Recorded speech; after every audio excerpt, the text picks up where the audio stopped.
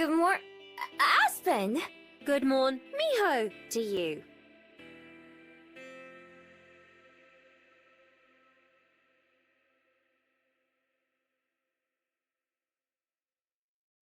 Hello there.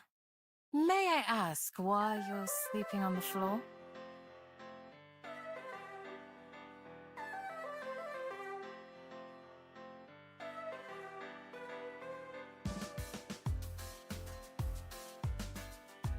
You know I love you lots, right? Of course I do!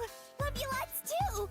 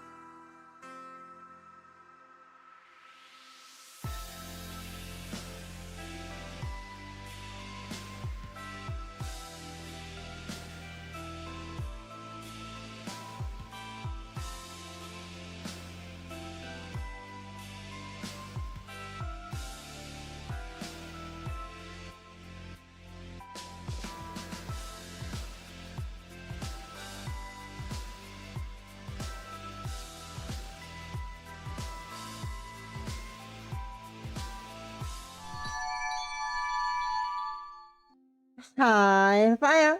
How we doing? Hi, Kimmy. How are you?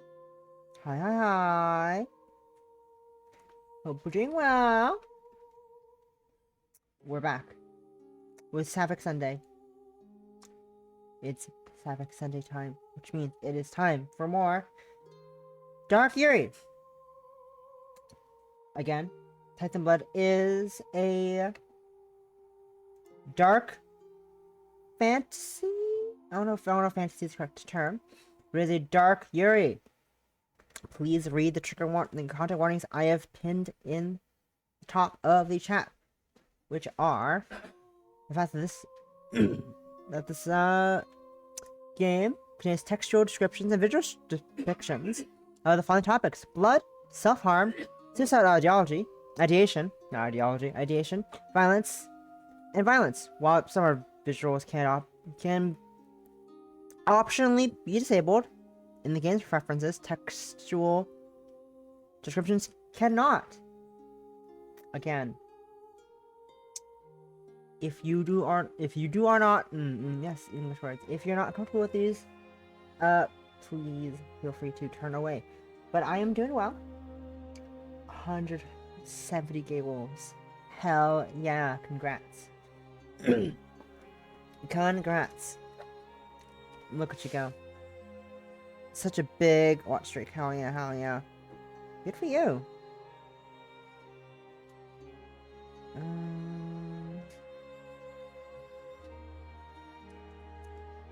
So checking messages real quick. Checking something real quick on my phone. We're good. Everything's good. But yeah, I'm doing well. I've been excited to play some more Tithe In Blood. I want to know what else is happening with Honoka. And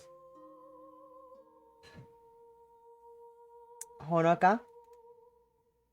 I totally didn't forget the characters' names. No! I could never forget the obvious name of Yasue, who is also on the title screen. And Shino, who is the librarian. Could never forget those names.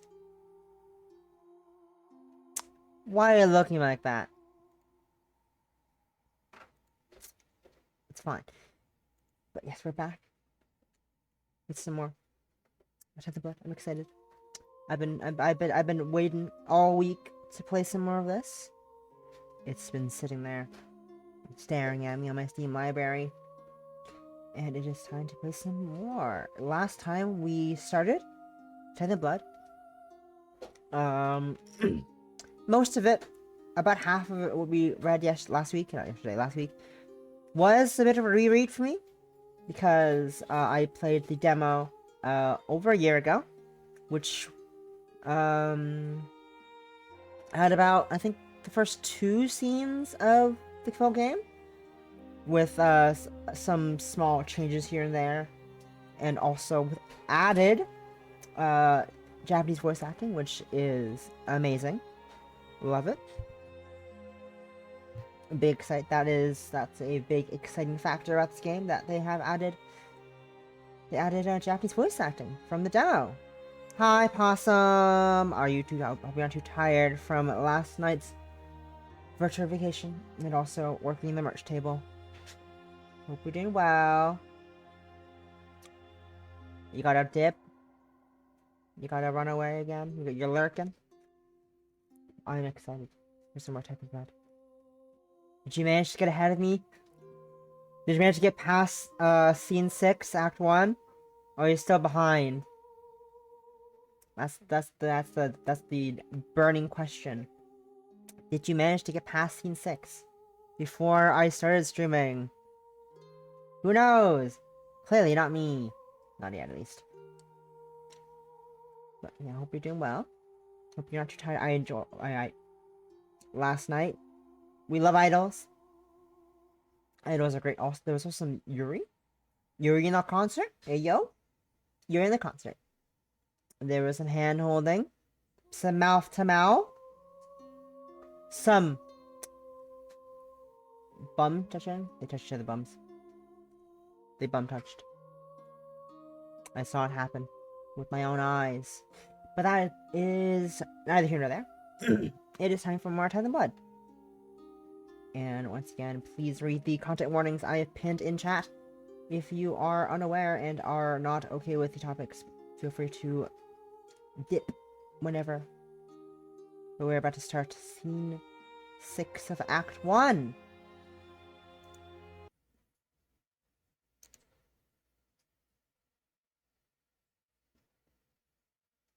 Scene 6, Act 1. Wiggle, wiggle. An everlasting play.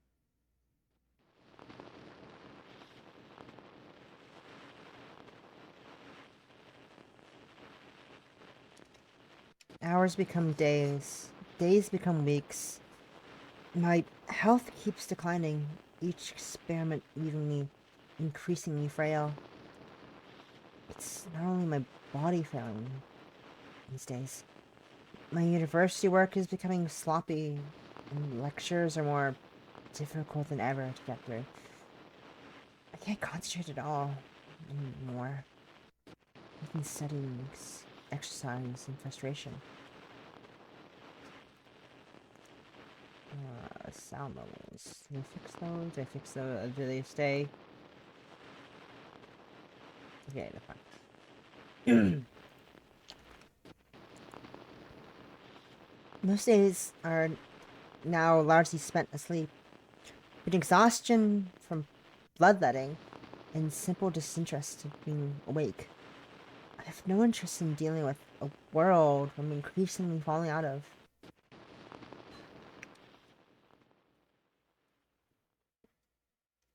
So, I found a solution. A pigeon can be had for 1,000 yen. A what? I'm sorry. A pigeon? Horoka? What do you... Why do you need a pigeon? I guess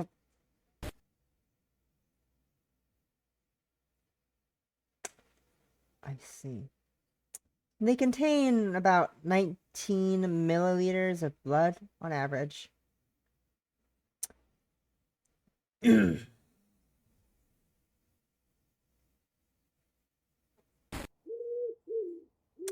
hand grips the hatchet tightly. Knuckle is whitening, refusing to look away. Keep my eyes locked on the squirming bird held tight in my desk.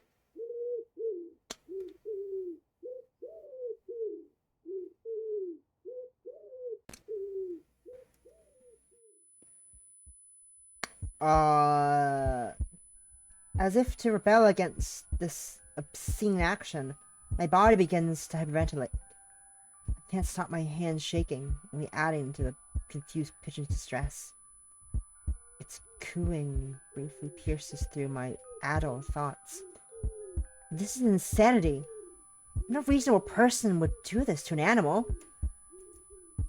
Realizing I'm talking myself out of it, I shake my head to try and refocus. No, this is necessary. I've come this far. I need to do this. If there were any other way, I'd take it. I've exhausted every other option. For Yasuo's sake, I have to.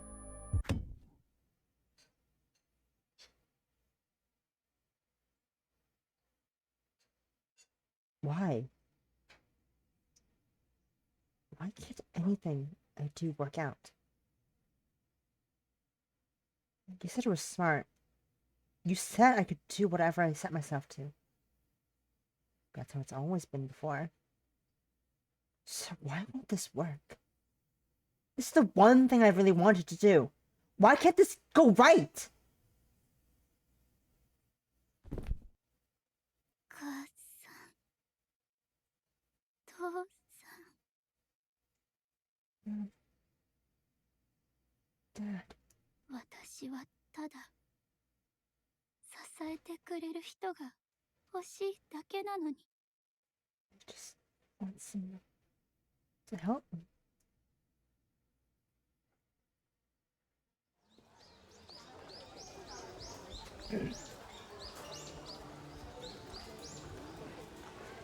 Leaning against the wall, the grand kabuki venue for support, I patiently wait for Yasuo's performance to end. Voices faintly murmur from inside. The actors bellowing in anger, adoration, violence, and sadness. A cacophony of emotion, all directed by one woman.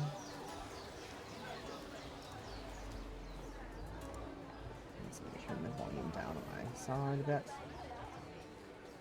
A bit loud on my earbud. We're good though. Yes, it's good. Ambient sound. Turn it up a little bit for you guys. A tiny bit. There we go. The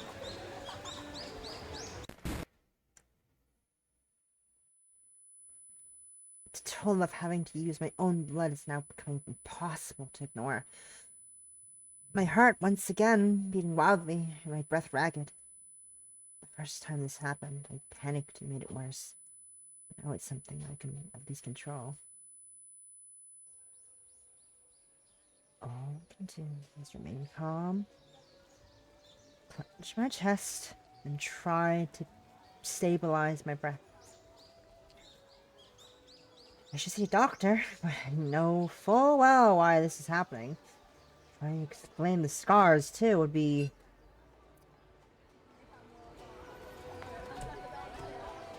Thankfully, I managed to settle myself just in time for visitors to start leaving the theater.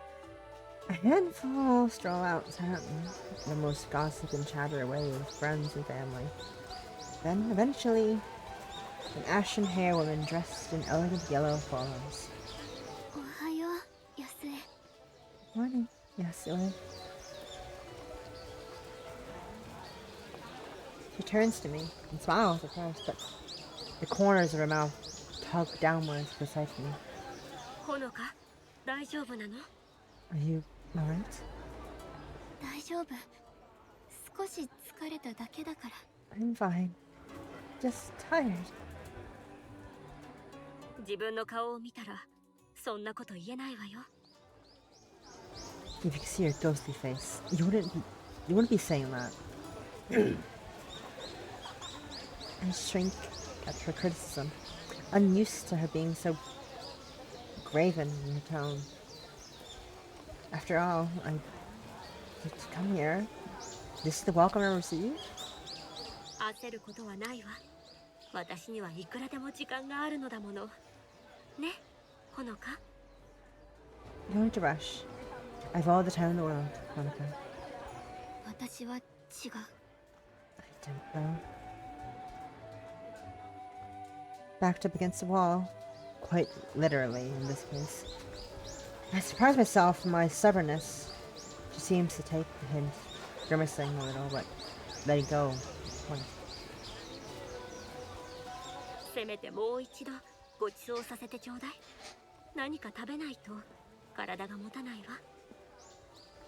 Who's gonna treat you to another meal? You need something to Hello sustain there. yourself. May I ask why Hi, you're sleeping on the floor? Miru. Hi. Welcome.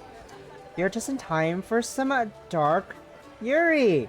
Please read the pinned message. Or use X for CW.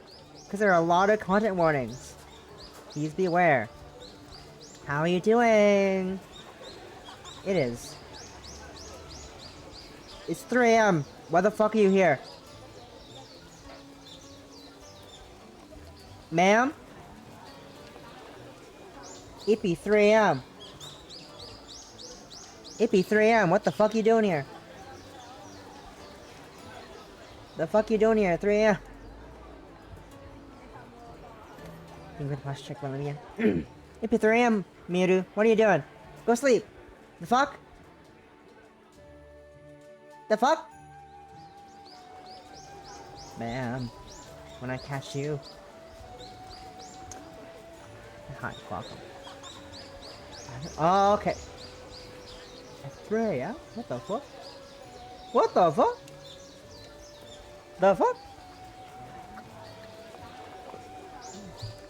Well, good luck at work. At the on God, that was a 3 a.m. apparently for you. Insane. Insane. Ah. I can't imagine. I can't imagine working this late. Oh, scary. そのことだけど About that.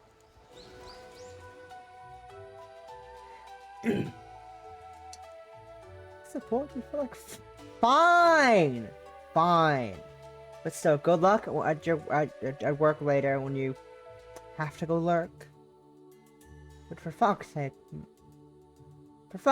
Miru, insane. You're insane for this. Hope you get some rest soon, TM. When you get home, it's eventually. Hoping you can rest soon.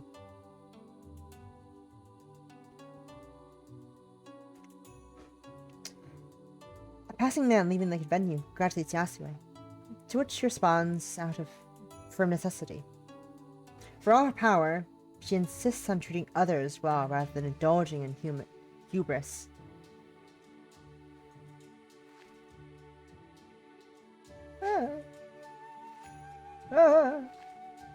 She's so sick. She's so sickly. We're so sickly and depressed and sad.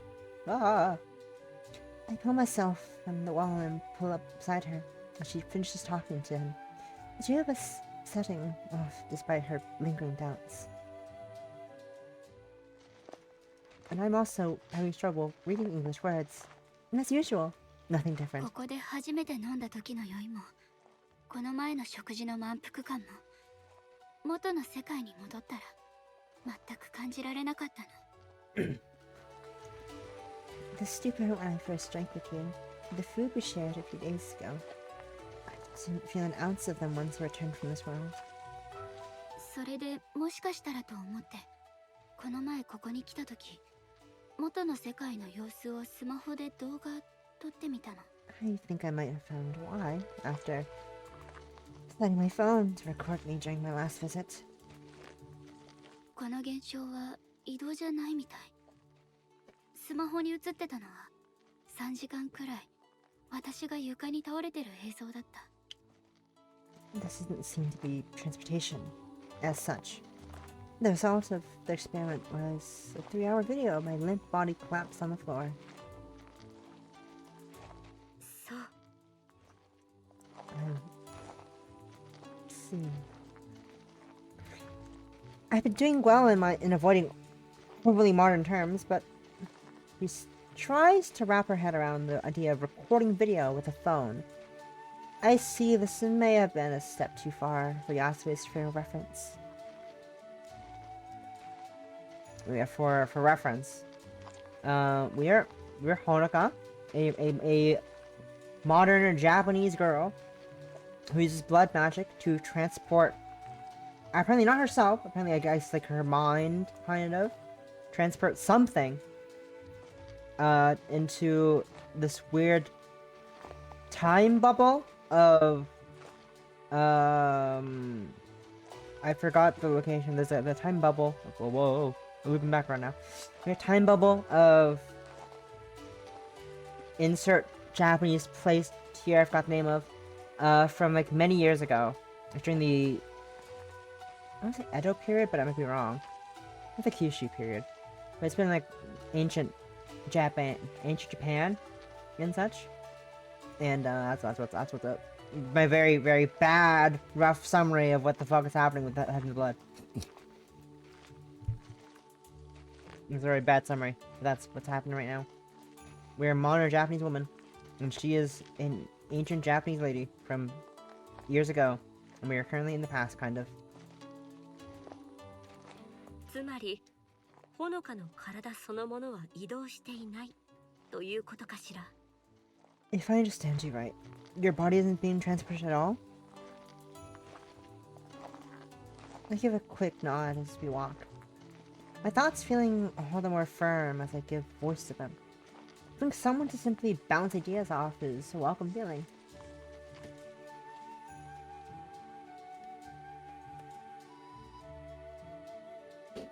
魂と体は別物だって言ってたよね。You said the soul was separate from the body, right? ええ、あなたは魂だけがこの世界に転送されていて、体は元の世界に残っていると言いたいのね。So you're thinking, is the soul is being transferred, while the body stays? That's not a bad theory. それなら私の体が残っていた理由の説明がつくと思う。鏡が私に向けられて、映った像は自由に動き回れるけれど、本体はそのまま残ってると言えばいいのかな。That would explain why my body remains, almost like mirrors being held up to me, of the image free to wander, with the vision remaining. 面白い発見だこと。知らないところで忙しくしているようね。That's an interesting find. Sounds like you're keeping busy. Seizing in her optimism, I decide to try and help settle her worries. 魔法の研究以外にも、最近はちゃんと家事もしてるんだ。掃除に整理整頓、書類の片付けもね。家をきれいにしておくのって意外と達成感あるんだね。Beyond working out how this magic works, I've taken to housework as well. Cleaning, organizing, paperwork, that sort of thing. There's a surprising sense of satisfaction in maintaining the house and its affairs. It's large for one person. Too large. The extra work and its upkeep was a blessing in disguise. My body does what it wants to these days, but the more I keep myself busy, the less time I have to ruminate. 大丈夫。なんとかやってる。ただ、I'm doing alright. I think I just...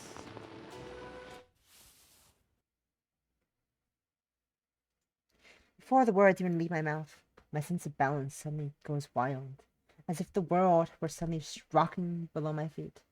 Dizziness overwhelms me. As I try to stay upright, my vision shifts about. ほのか。 Yasui catches on just as the strength leaves my knees, collecting me in her arms as my body falls.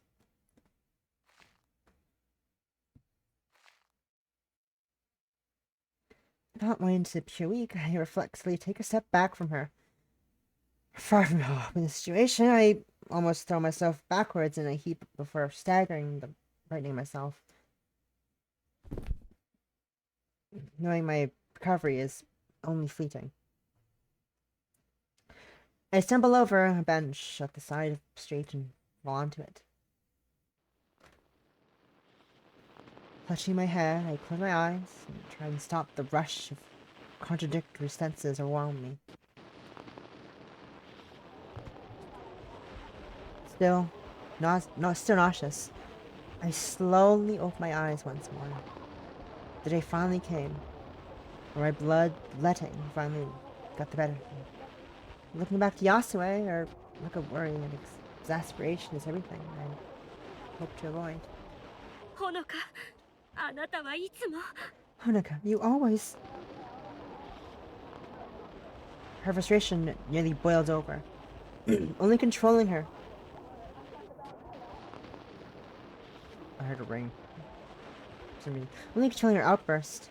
After noticing, I'm in no mood to deal with it.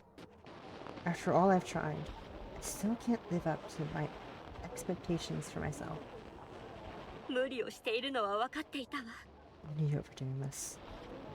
お願いだから、ここに長くいようとしないで。あなたの世界にも、あなたを必要としている人はいるでしょ。 Please don't spend too much time here. I beg of you. You have others in your world, don't you?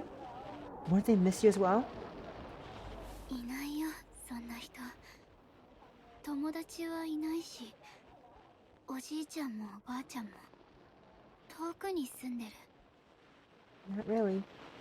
I don't have any friends, and my grandparents live far away. 新しい司書さんと仲良くなったって言ってたじゃない。 You mentioned getting to know the new librarian? シノさんのこと？うん、賑やかな人だよ。あんまりよく知らないけど、私とは考え方の違う人だと思う。多分、そういうこと？ Shino. Yeah. She's lively. I wouldn't say know her very well, but she probably thinks differently. She's that sort of person, I think. そう、それでもいいと思うわ。ほのかはいつも一人ぼっちだと思わせるところがあるから、孤独に陥るのは簡単よ。 I'm glad you have a familiar air of solitude about you. I know all too well how easy it can be to fall into a lonely existence. 私は安江とは違う。安江はいろんな人に囲まれて生きてる。大勢の前で歌舞伎を披露して、知らない人とも気兼ねなく話せて、誰かといることで元気になれるんでしょ？ I'm not like you, Yasue. You have everyone here for company, and put on hibuki plays in front of big crowds. You talk so easily to complete strangers, and being around others fills you with energy. 私にはそれができない。人間関係が難しすぎるよ。 People are too difficult for me. I can't do any of that. The words are a little more than a murmur as I look downwards. It's hard to open up to someone like this, especially after so long.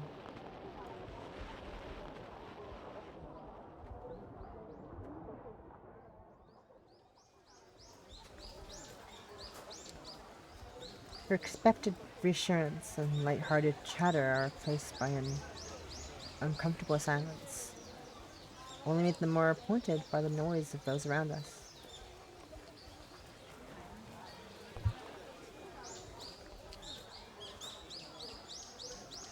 I bashfully glance back up to Yasue.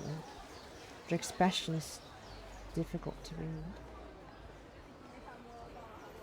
She looks weary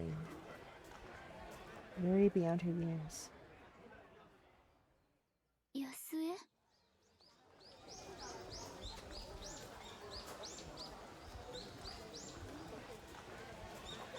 She heaves a great sigh, composing herself with melancholic resolve.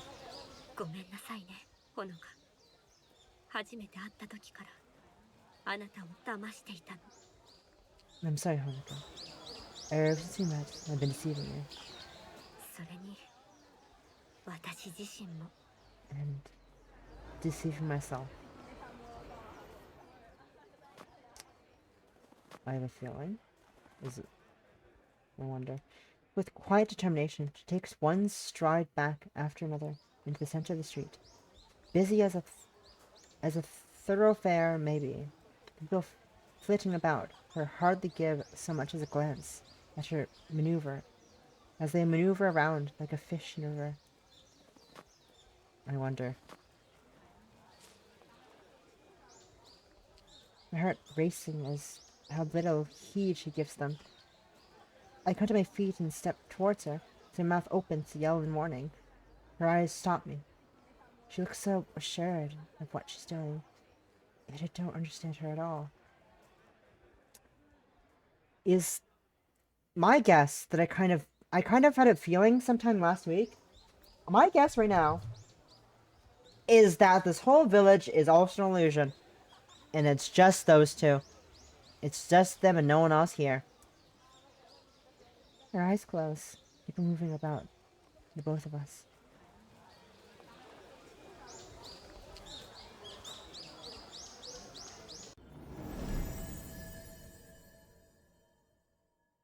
Then, with that unnatural yellow glow, her eyes open wide at the start.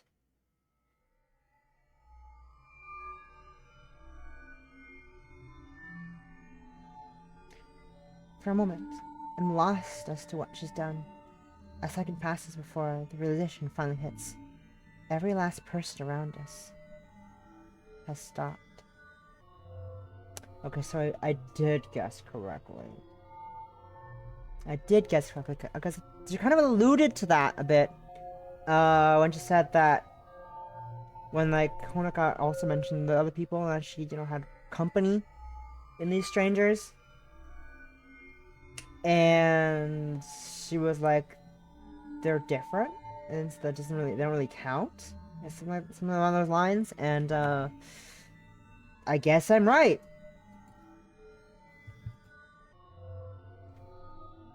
Confused by the serious experience, I fix this way and that. The people who were passing us by moments ago, as if hitting pause on a video. Not one human in this world moves a millimeter. Not one breath, nor blink.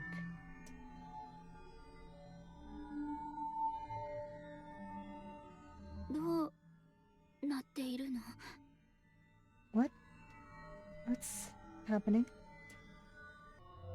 わからないかしら。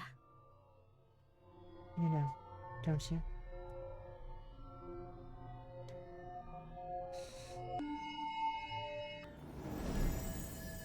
Yeah.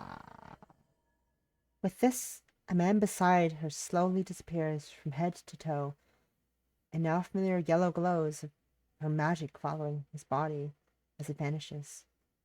The actors on her stage disappear just the same.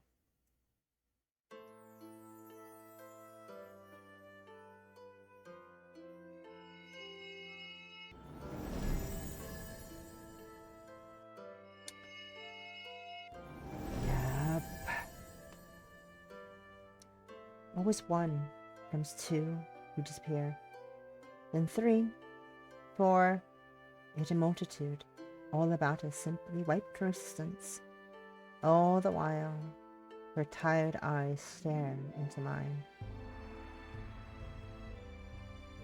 The terrible realization finally hits my heart sinking. Every last person in the world, beyond Yasser.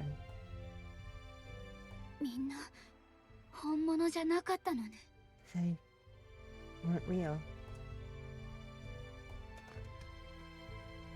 In the distance, the old man walking alongside his horse-drawn tram stands frozen. He was one of the first I met upon finding this sealed world.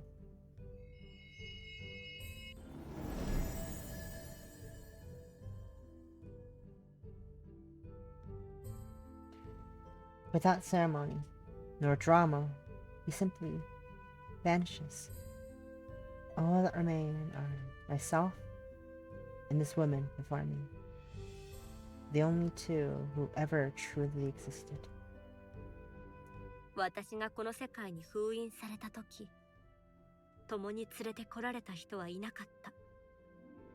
あなたがここで出会った人は皆、私が魔術で生み出したもの。意志を持たず、じっくり見なければわからないほど上手に偽装できているでしょ。 And I was sealed away. No other was taken with me. Everyone you've met here is simply a conjuration. A body without will, faked just well enough to be believable, without too hard a look. でもどうして？ Why? 狂わずに済むようによ。私は知人や友人の代わりとなる幻影を作り出した。やがて他人に囲まれて普通の生活を送っているという妄想に陥った。To stop myself going mad, I created these apparitions to take place of those I knew. In time, I allowed myself to fall into the delusion that I was living a normal life of some sort, surrounded by others. でも結局狂ってしまったようね。I suppose I really did go mad in the end. Her voice is forlorn, almost pitiable. A woman whose very psyche has been reduced to nothing. Admitting her sanity is based on no more than a lie told to herself. The only company she's had in over 100 years is me. Leave a hydrant, head pat Olivia.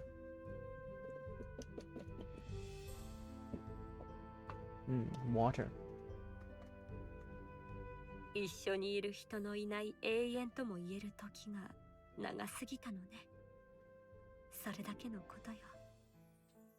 Eternity is a long time without company. It's no more complicated than that. The woman before me took every effort to comfort me when I was lost here. She's so kind and gentle. To someone who offered her nothing in return. She could do such wondrous things, yet faces an eternity alone. My parents said I had the ability to achieve anything. My friends said I was clever. Everyone lavished praise on me, telling me I should go to university and become someone greater.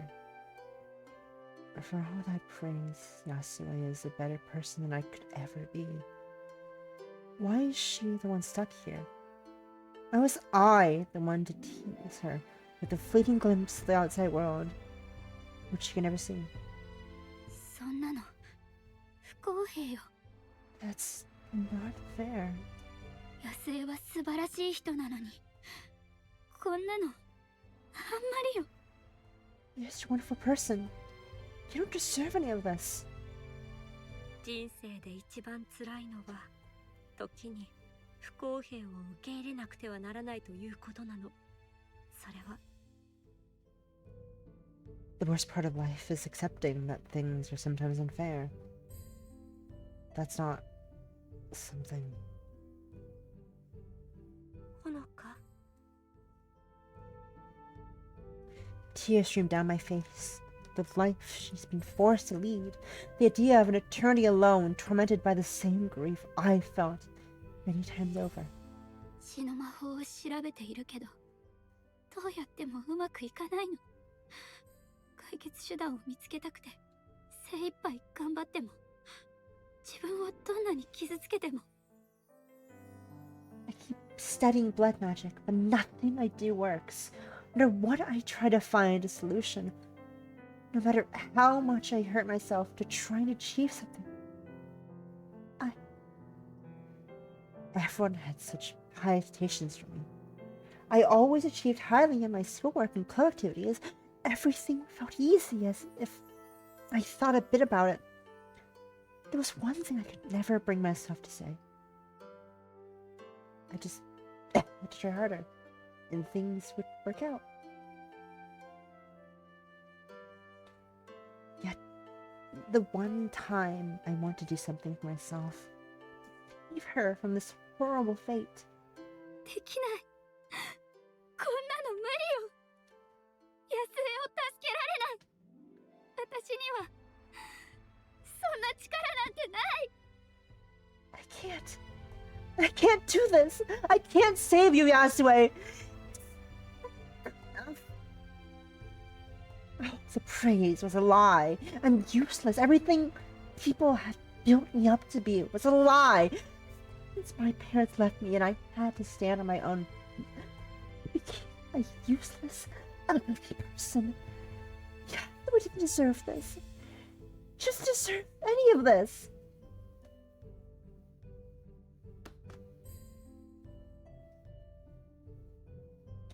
I feel her arms embrace me, her hands gently stroking my hair as I sob into her chest. I want to push her away, embarrassed at my worthlessness, but I'm too pathetic to manage that. Instead, I fall apart in the very arms of the woman I failed to save. ごめんなさい。ごめんなさい。 Sorry. I'm so sorry.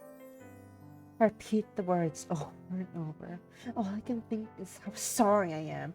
Sorry that when I alone could help her, I failed. Yasuo doesn't speak as she holds me. What words could be useful in a time like this? Instead, I feel tears falling onto my hair.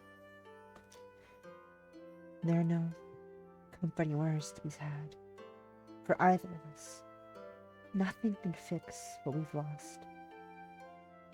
All we can share at this moment is our grief.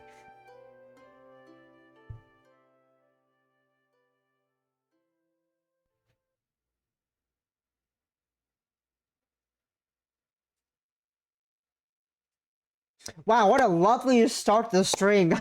What a lovely scene to start the day with, am I right? What a great way to start the stream. Tears in my eyes, bawling this Yuri, wholesome, and this Yuri, in my dark Yuri, my dark self-harm, suicide ideation, violence. Unlikely apparently. Wholesomeness in this Yuri? Never. Fucking depressing ass motherfuckers. Ah, ah, ah. Fucking, that was cute though. That hug was cute though. That seizure was fucking cute. And also sad. Jesus fucking Christmas. Suriko! How could you? I think it's Suriko, right? Am I yelling at the wrong person? I hope I'm not yelling at the wrong person. It's Suriko, right? They're the writer. I need double checking real quick. I'm double checking if I'm yelling at the right person. It'd be embarrassing if I was yelling at the wrong person.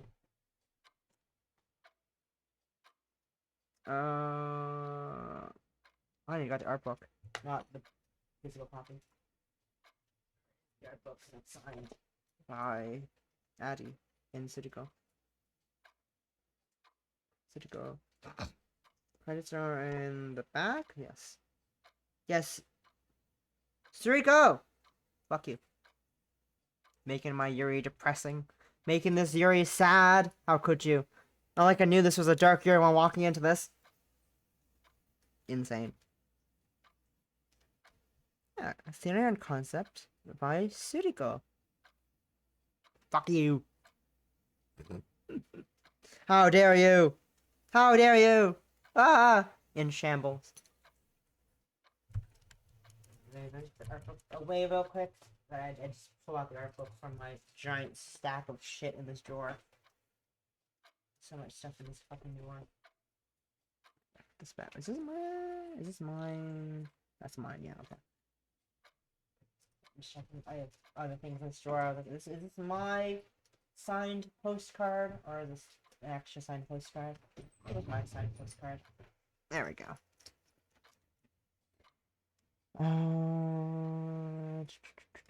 Anyways, Jesus. Again, what a great start to our day. What a great start to the stream. I'm kind of glad I ended last week's stream before that scene properly because I don't think I would be able to recover from that. I don't think I could recover from that. Jesus fucking Christmas. I don't think I'd be ready for that after my half tired ass. I was tired of playing last week for some reason. Oh, insane. Anyways. Let me get some water real quick again.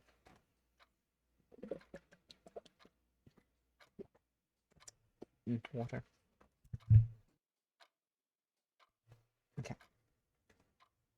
The uncomfortable hard chair presses into my back. To turn another page. Orange stained sunlight washing over the text inside. My routine is now settling back to normality. The waning hours, the days spent studying for coursework rather than other matters. Shino goes from her business as usual. As well. I can't read. Shino goes about her business as well. The quiet patter of books being filed onto shelves. You know, that's to be heard. Everyone else has long since gone home for the day. Or headed down with friends or lovers. As you do.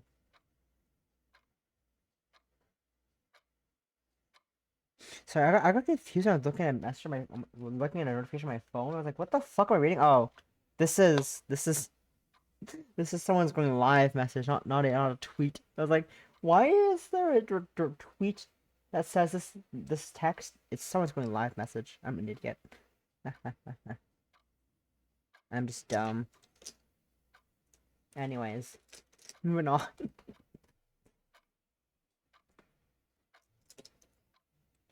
It's been several days since the last meeting with Yasue.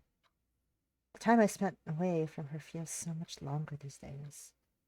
The Reiwa era feels like little more than filler. With my true life being that in the Meiji world with Yasue, that strange, surreal world that only we share. Meiji era, yeah, the Meiji era is where Yasue is, where she's from. Okay. And where the Reiwa. I know these terms. I've heard some of these terms before. These era terms. I couldn't deny her heartfelt begging to stay away, so here I am for now. There is reason to be thankful, though.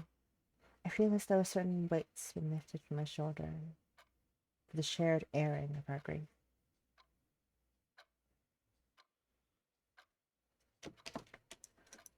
Before I know it, a sigh escapes my lips. How slow the time passes these days.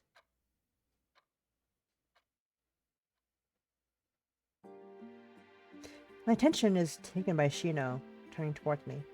The corner of her mouth curled into a self-assured smirk. その表情は何？ What's with that expression? 私の聞き間違いじゃなければ、今のは恋する乙女のため息だね。If my eyes don't deceive me, that's a sigh of maiden in love. I evasively look away. The blood rushing to my cheeks tells her all she needs to know.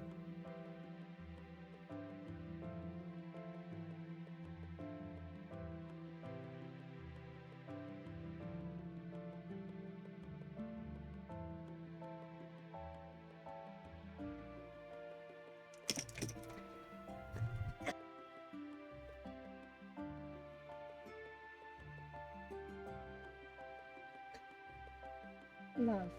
How odd and foreign a word. I never did understand the students who hung from others' arm with dumb grins. Romance movies never appealed to me to begin with. And the concept always felt so abstract in my course texts. They were words on a page, nothing more.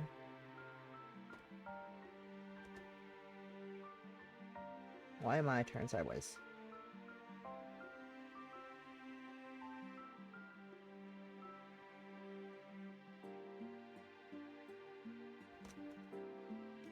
Yet, none of the word around my mind somehow feels like a tempting sweet. This yearning to be by Yasuo's side, for her to look at me the way I want. Perhaps that feeling really is what everyone always wants. She may be older than I am, and a mage with power I can only dimly grasp, but even so, I love her. I can only wonder how she sees me. やだな。詮索する気はないって。恋してる人の香りを楽しみたいだけ。Don't worry, I'm not gonna pry. Just enjoying the scent of romance on the air. She grins widely. My thoughts are elsewhere. I find myself unable to come up with a response. Coming to terms with my small revelation in front of a near stranger. そうだ。悪いけど、今日は早めに締めさせてもらっていいかな。ちょっと用事があってさ。Oh, sorry to ask, but do you mind if I close up early today? I need to run some errands. それは私が決めることじゃないから。 That's not really for me to say. ほんの数分だからね。他の職員は気づきはしないって。Just a few minutes. The other staff won't mind. She airily waves off my suggestion. This might be a problem. My bemusement only briefly hidden. I wonder how many others have this kind of work ethic.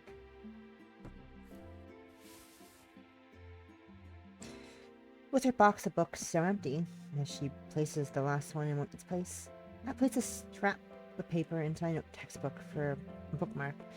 I pack it away. I pull out my coat and sling my bag over my shoulder. Noting that the next train should be soon. Going by my phone. あ、急いで出なくていいよ。ついでだし、駅まで一緒に行こうよ。Oh, you don't need to... You don't have to worry. Hurry. We might as well head to the station together, right? A smile. A cute smile. Hell yeah. Horoko needs to smile more. I don't mind taking the train as long as it may take. Everyone keeps to themselves. The rattling of carriages and quiet chatter of students and kids also provide a nice ambiance of sorts. Never did I imagine it would be a shared experience. Those peaceful thoughts long gone, all I could do is keep my eyes pinned to the window the entire time, watching the scenery scroll by rather than risk staring. At least she just played with her phone rather than chat. Played with her phone rather than chat. The crunch of snow heralds two sets of feet walking up the street. I can read English words. Yep, that's me. Walking up the street. The path here are less treaded to them, and the city is crudely shoveled to make the walkway a little more. Walkway a little more. And a little more. I can't read. The paths here are less treaded to them, and the city's crudely shoveled to make a walkway and a little more. Poles for street signs poke out of the snow piled to the side, along with the odd, pitiable bare tree. Everything here is newly built, not to say expensively so. The older house is likely 20 or so years old. Not that the blocky style apparently changed much from decades to decade. My parents noted in passing how they had our house built when here. As condensation bellowing in front of my mouth. With every breath, I find myself looking forward to a hot bath. Thankfully my coat is still strong, despite its age.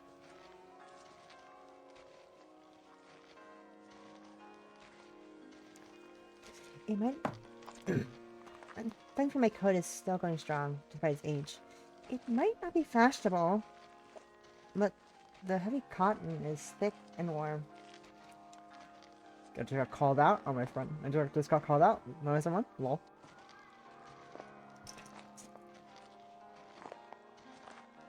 Can't believe my friend just called me out like that.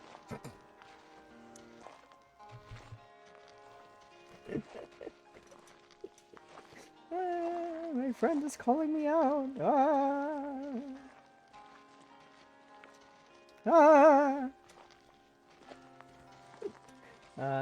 The funniest thing in the world, getting caught by my friend while I am streaming. Lol. Anyways, moving on. 歩くの早いね。やりかけのゲームでもあるの？ You look fat. Looking forward to some video games?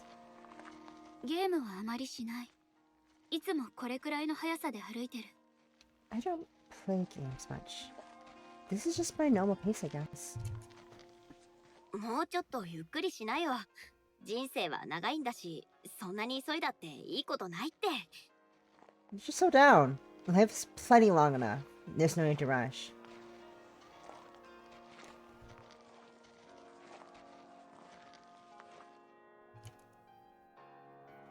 How easy that is to say, for someone as carefree as her. Quietly bothered.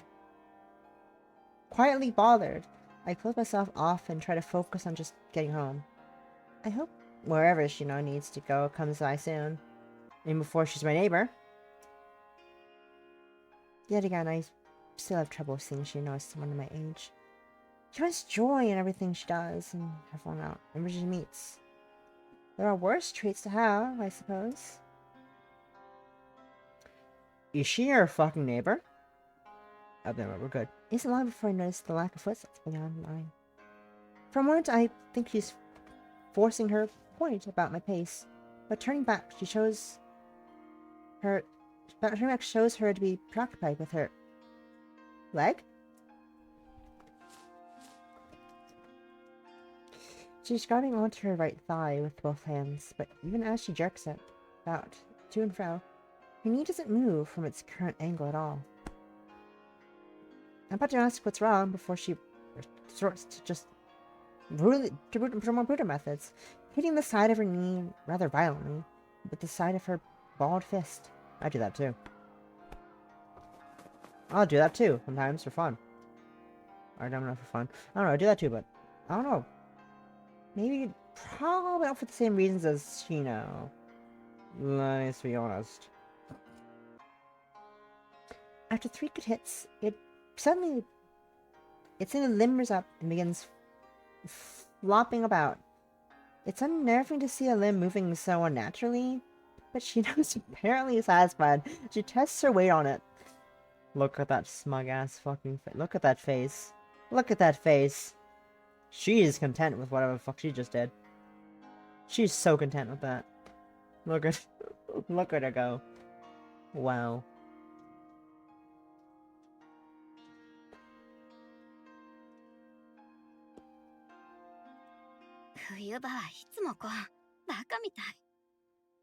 Stupid things. Winter always makes them seize. Why are you so short all of a sudden? 義足なの？ Prosthetics? My stomach drops the moment the words skip my mouth. I want to run away as Shino stops and looks up in realization that another person was with her. バレちゃったか。 Well, looks like the secret's out.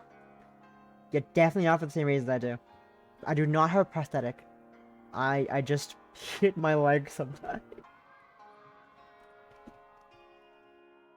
I don't know why I do it. I've forgotten. I just do it sometimes. I've forgotten the reason. I can't summon the memory out of my fucking mind as to why I do it sometimes.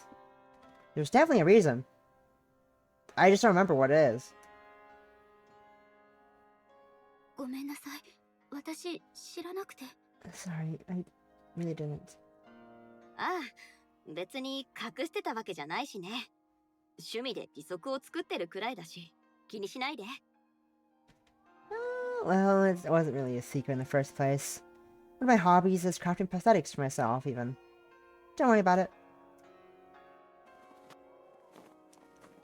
Before I can sprint home and wallow while cringing, she quickly skips up with a set of now quite operational legs. もうだいぶ前のことだからね。心配しなくていいよ。It was a long time ago. It's not worth worrying about. To think she lost what seems to be both legs going by how she spoke. I had no idea. They looked so normal. Everyone seems to have lost something or someone when I start getting to know them. 義足ってそんなに自然に動くんだね。言われないと気づかなかったと思う。I've never seen prosthetics move so normally. I never would have picked up on it. Even I can tell this is getting too personal for Shino. The woman hesitating to reply. Our walk comes to an end as she is reaching her home. For once, fortune smiles on me with a chance to end the conversation. じゃあここで。I have to go, so... あ、ここがほのかちゃんち？いいね。Ah, this is your house? That's cool. Glad for the break from the topic. She looked up at the nondescript house for a few moments. Her expression is little more than passing interest before she waves goodbye. じゃあ、またね。I'll be seeing you around. I'll be seeing you around then. Later. じゃあ、またね. For a few moments, I watched the odd woman stroll away without a care in the world. She has a certain free spirit to her, but that's about all I can pin down on her. Ayo, what an odd person to be so fleeting on a presence.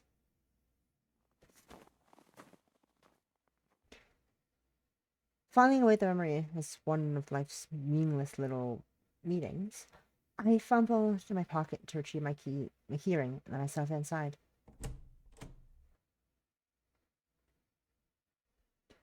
Once again, I'm alone.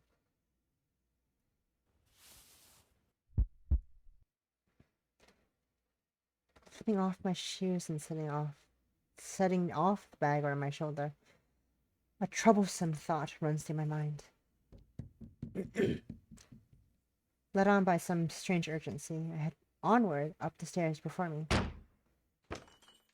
Entering the bedroom with a quickening heart, my feet step lightly over the stains of my work and come to a stop at my desk. Isabel's book is where it always is, with the well-used laptop beside it. Everything's exactly as it was. I was just being paranoid. I rub the back of my neck to ease my self-induced anxiety, telling myself off for gathering yet another bad habit.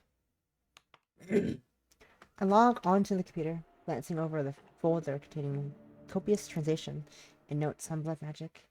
Yase may ask me to let go, but I can't just stop trying. For Shino to pass right by my house, though. I turn it off and close the laptop, clouding it into a drawer. It's just to keep things neat. Tell myself. Ironic. That someone with a reputation as a meticulous, organized, neat freak would end up living like this.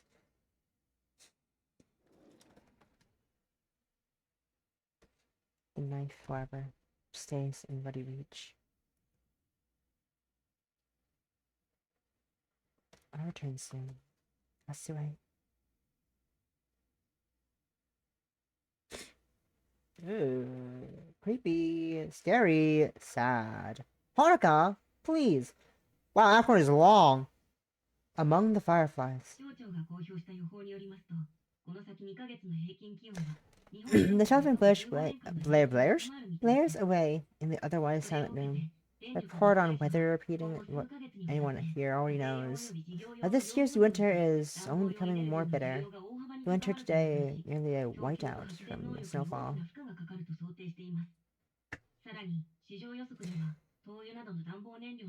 Between the screen and myself, a half-eaten pasta lunch sits on the table.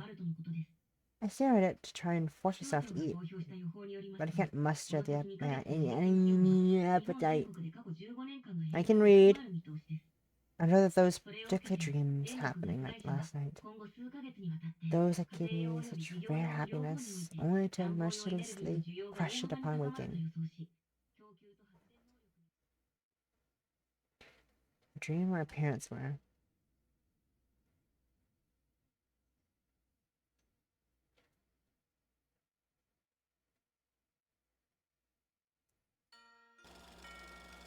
A dream where our parents were alive. They were real. They spoke so clearly and looked so normal. All we did was talk. Not about anything in particular, just mundane things. A perfectly everyday scene, as if they never left me. Then, the alarms blaring crackled through my thoughts. In one horrendous instance, they left me again. Fading memories of home-cooked play on my mind. I hold on to them nearly, yet their tastes and textures were even ever more faint.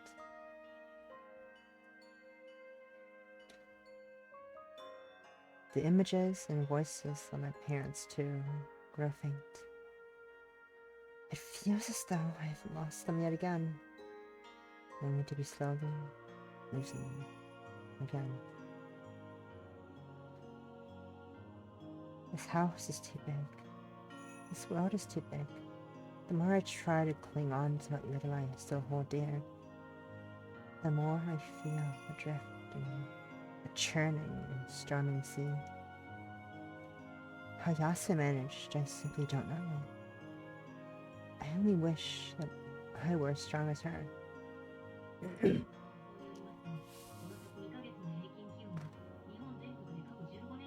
Give up my meal. I take to my feet and glance out the window. The morning's harsh snow continues to fall, hazy shadows in nearby buildings obscured by thick white fog enveloping everything outside. She lost every last soul she knew, yet so patiently listened as I talked about my own grief, a solitude of so many life lengths for someone so warm and kind. Solitude there's no saving her from. How can someone like Shino even contemplate making the world a better place when such injustice exists? The cold outside begins to penetrate the house, the heating unable to keep up. That matters little now. Gazing at the bleak scenery outside, I resolve myself to how I've spent the day ahead. How I'll spend the day ahead. Turning on my heel, head towards the stairs. Cleaning up after a meal. It will come later. This world hardly matters anymore. No! Honoka, no! Don't do it! Honoka! No! Entering the bedroom, I stride towards the desk without hesitation and grab my knife in hand. It's been a week now since I physically passed away. A week spent surviving, but hardly living.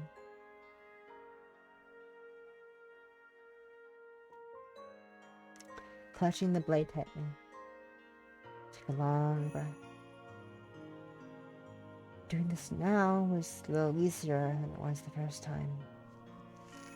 Opening the book that started it all, I flipped to one of the multicolored bookmarks stuffed into time-worn pages.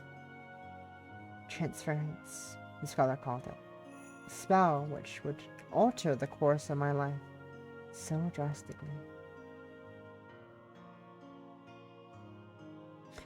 Looking between the diagrams and its pages and the stained floor below, I set the knife back and crouched down, fixing the detailed glyphs which, with chalk in the drawer, would have been better days of vandalism, but I've given up caring.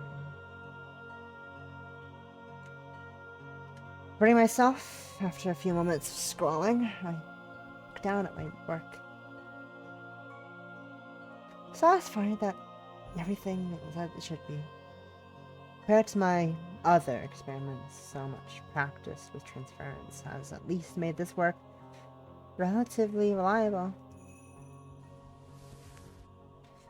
My heart catches on what's happening, suddenly accelerating as I pull up a sleeve to reveal my bandaged arm.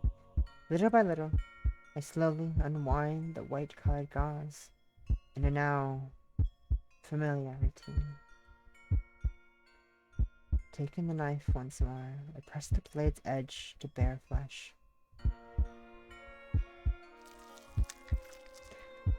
One shuddering breath is all I allow myself in hesitation before pulling the sharp blade across. A yelp, the pain echoing about the room as pain lances through my consciousness. Blood now flowing freely. I put the weapon away and focus my thoughts on the goal. It helps to push through the pain at least a little. Kneeling down with fingers extended, warm fluid flows over them and onto the shapes drawn below. My job done, I stand in the center of it. The sight is no less surreal, no less ghastly than the first time I saw it. Pain still pulses from my fresh wound, blood dripping on the floor beside me.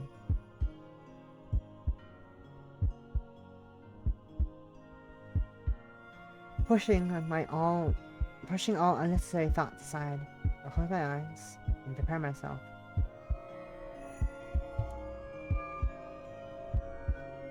For my happiness, for my love, I have to endure this. I concentrate on imagining the symbols and patterns around me in my mind, surrendering myself to my thoughts and emotions. I begin to dance and twirl. I let myself be carried away with the currents swirling about.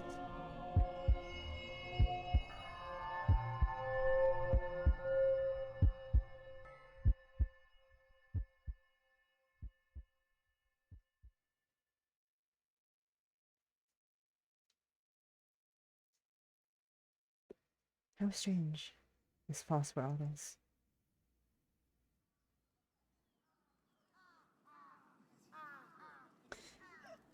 The bandage rewrapped and the short trek into a town made, I idly stand at the park and with the people that of this place go about their day. They laugh and smile, greet and gossip. Some are tired and weary, while others gleefully skipping about. They look so real, yet every last one never existed in the first place.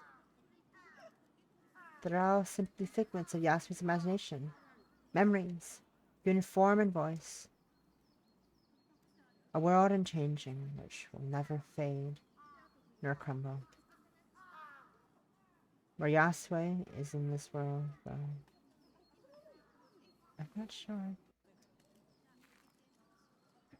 I resign myself to talking with one such actor in her grand play. I walk up to a yawning elderly man as he waits on a street corner. すみません。安江さんはどこにいるのかご存知ですか? Excuse me. Do you know where the Yasue might be? My voice is oddly confident while talking to a tour stranger. The experience feeling almost amusing knowing what I do now. 安江さんなら散歩に出られたよ。南の方に行けば見つかるはずだよ。Yasue headed out of town for a stroll, I believe. You should find her away south, young lady.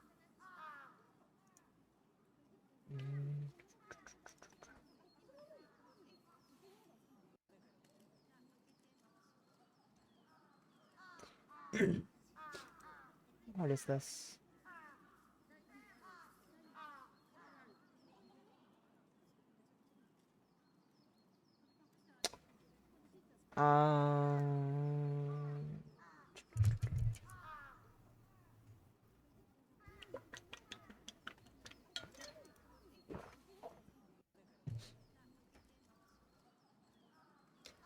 Gives a perfectly reasonable reply, despite not an ounce of free will.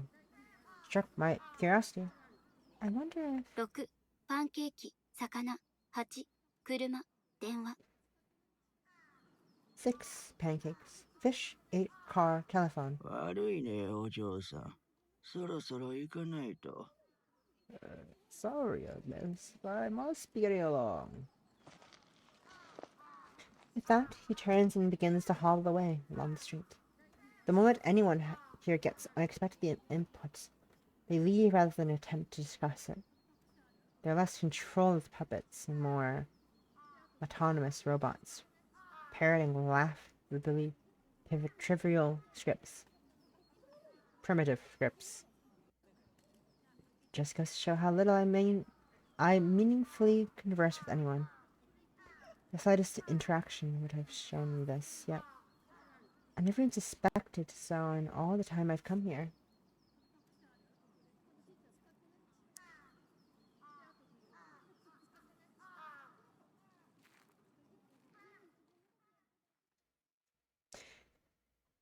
With a wee snort, I begin the walk southward.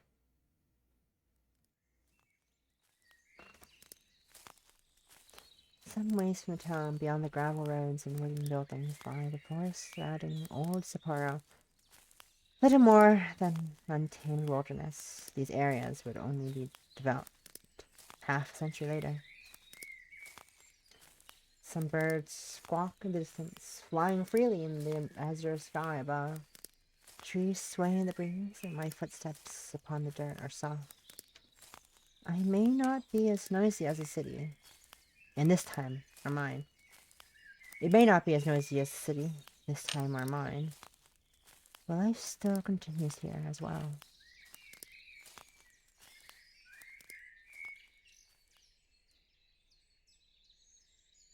Searching for Yasue takes some time.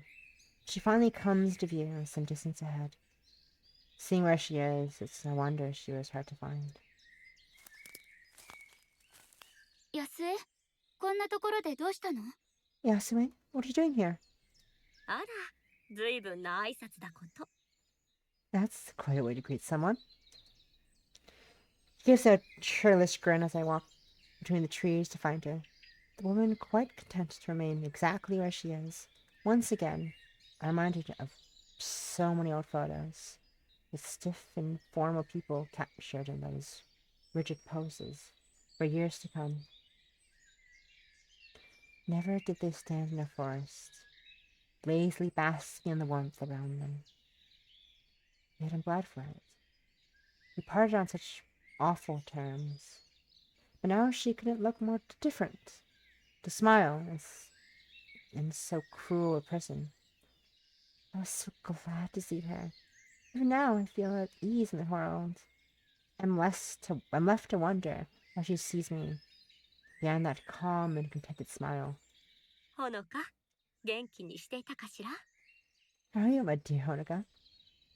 ええ、そうね。特に変わったこともないし。 I'm fine. Not much changes for me. 私の方も特に変わったことはないわね。 Not much changes to me either. Just a small giggle at her joke, but I can't laugh along. Did she expect me to just ignore what she shared with the others? The loss we both felt? Yasue's smile soon falters. No, she didn't expect me to forget my mourning. She wanted me to move past it, as she has. But I'm not that strong. I'm not as good of a person as everyone thought I was. どうして安江はそんな風にしていられるの？ How do you do this, Yasue? そんな風って何のことかしら？ Do what? 笑うこと。 Smile. A silence follows. For all of Yasue's attempts to lighten the mood, I've simply thrown it all back on her. I feel terrible for doing so, but among so many things, I don't understand. That's one at least. As Yasuo's attention turns upwards, I follow her gaze. A brilliant and cloudless sky hangs high above us. Light shining through the canopies of the trees. I wonder how long it's been since I saw a vivid, clear day like this. 悲しむべきなのかしらね。 And I should be sad. Shouldn't I? ここにいる皆が偽物だもの。でもね、また誰かを失う喪失感に耐えられなかったの。それだけのためにこの力を使うなんて、軽率で身勝手じゃないかしら。 If it was fake, after all, I just couldn't bear the solitude of losing anyone else. When I think about it like that, in that way, it's such a frivolous way to use these powers, isn't it? そんなのみんな同じよ。死ぬのは怖いから考えたくもない。もし私に安江と同じ才能があったら、同じことをしたと思う。Everyone's like that, though. Death is so scary, we don't even want to think about it. If I had your magic, I'm sure I'd do the same. 私たち魔術師がなぜ力を持っているのか、理由は誰にもわからないの。異常なほど寿命が長いものや、恐ろしい力を振るう者もいる。Nobody knows why we mages have the powers we do. Some of us have inhuman lifespans, others can summon terrible powers. だから私たちを本当に人間と呼べるのか、疑問に思う人もいる。This all leads some to doubt whether we can still be considered human at all. 安江はどう思ってるの？ Do you?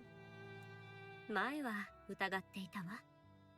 でも答えが見つかるのは100年後になりそうね。I did wonder. The answer would come to me in 100 years' time. この世界は鮮やかで明るいけれど、どんなに頑張っても自分を騙して信じきることはできなかった。時が経つにつれて、私はたくさんの感情や気持ちを失い、それに耐えようと自分を鈍らせていった。This world looks so vivid and bright, but try as I might, I couldn't truly fool myself into believing it. For time, I had lost so many feelings and emotions, telling myself to cope. でも、ほのかが来てくれたから。 Ever since you arrived here, though, 初めて感情を取り戻せたのよ。なくしたと思っていたたくさんの思いや記憶が今までにないほど鮮やかに蘇ったの。 for the first time, I felt again. So many emotions and memories I'd thought lost returned to me brighter than they'd ever been before. 助けられなくてごめんなさい。頑張ったけど、私じゃどうにもならなくて。I'm sorry I couldn't save you. I tried so hard, but ほのか、あなたはもう私を救ってくれたのよ。 but you did save me, Honoka. だから That's why.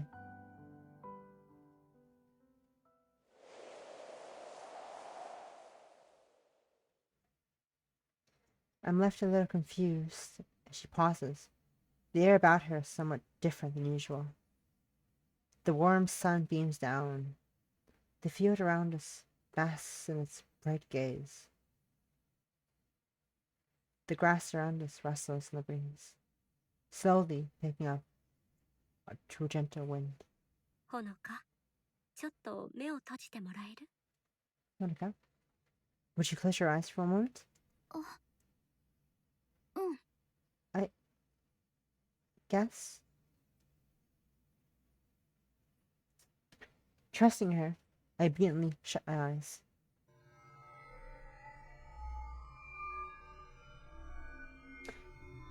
Something swirls about me, my heart racing, not knowing what's happening. A wash of cold melts my body. I tell myself to keep them shut.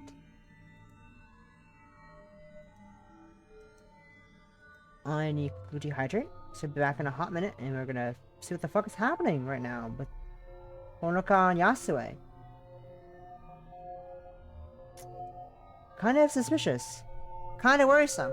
We'll find out what it is in a minute.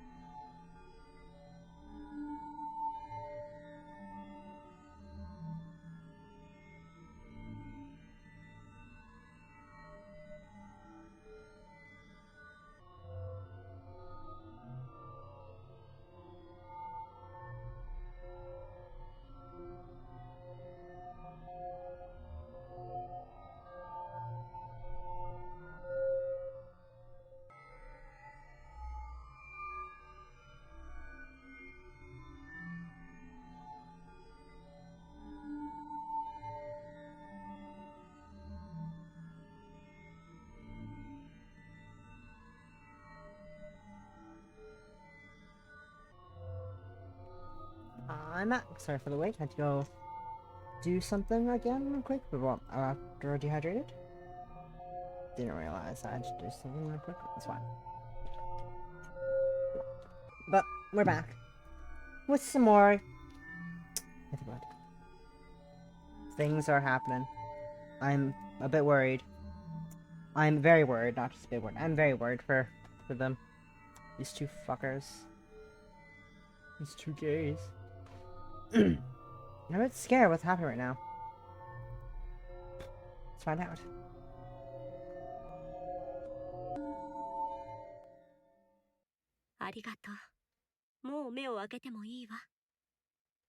Thank you. You can open them now.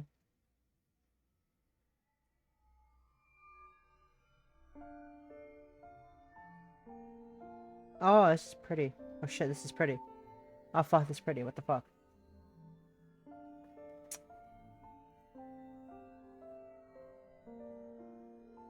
Women. Women. Women. Anyways. Women. Open my eyes. They at first need some time to adjust to the light. It's only after a few seconds that I realize the scene surrounding us.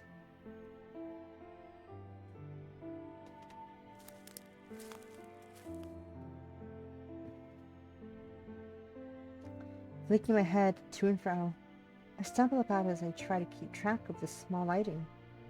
As the small lights darting up between the trees. Hundreds, thousands of fireflies dance about us in the night air as I shift about. My mother and father are behind me as I skip through the garden. You caught the flapping about as I run about. My eyes trying to follow one, only for another to zip by and take my attention. So ethereal, so magical compared to the mundane glitzy streets of downtown.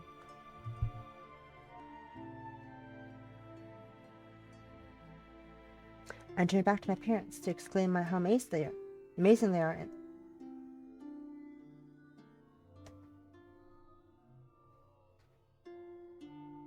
Owen stands patiently, content to smile and watch me. Her yellow yukata matches her eyes. They glow no less bright than the fireflies around us. Yasue, how did you...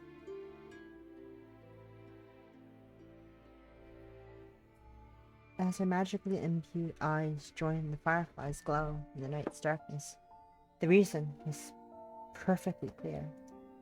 ここにいる人たちだけじゃない。この世界そのものもあなたが作ったの？ It isn't just the people here.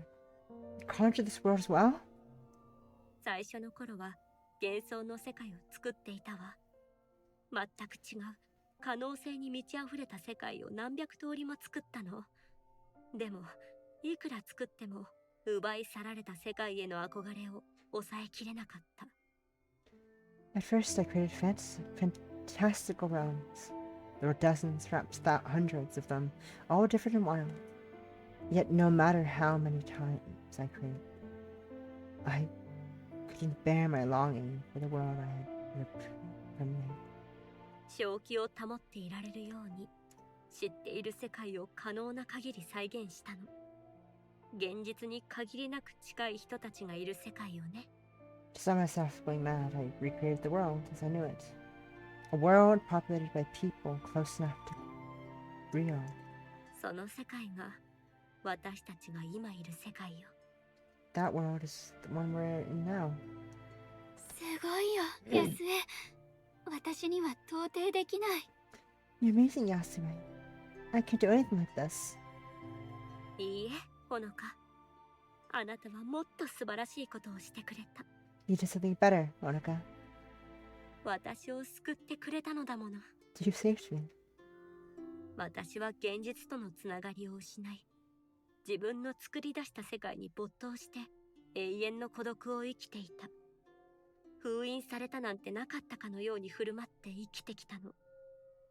そのうち自ら進んで正気を手放し、自分自身さえ見失ってしまったと思っていた。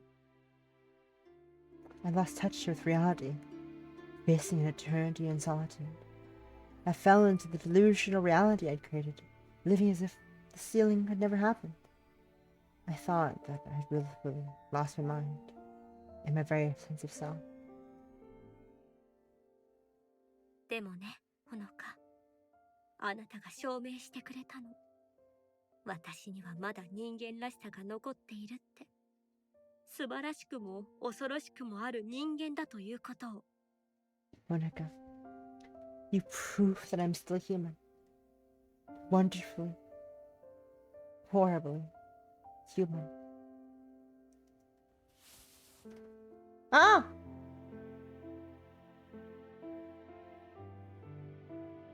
As I looked at her smiling face, her hands reached out towards me. At first, she cradled my chin before gently stroking the side of my face. Far from recoiling, I found myself melting at her touch. Ah! Gay! Ah! Baby. Small baby. Take a screenshot. Or not. Oh, I broke it. Oh no. Let me a second. Full screen. Good shot. Window. Oh, whoopsies. The aspect ratio is broken. Oh no! The aspect ratio is wrong! Not again. Oh dearie me. This always happens when I play these games. Every time.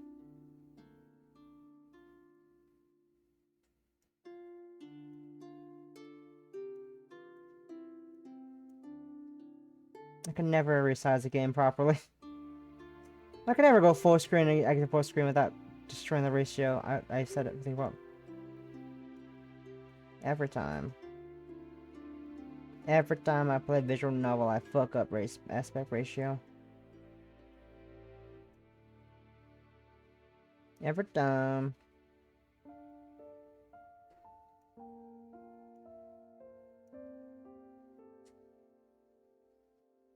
Every damn time.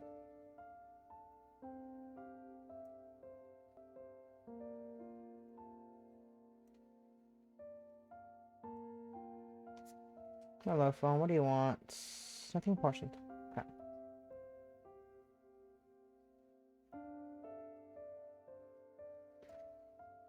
That should be positioned correctly.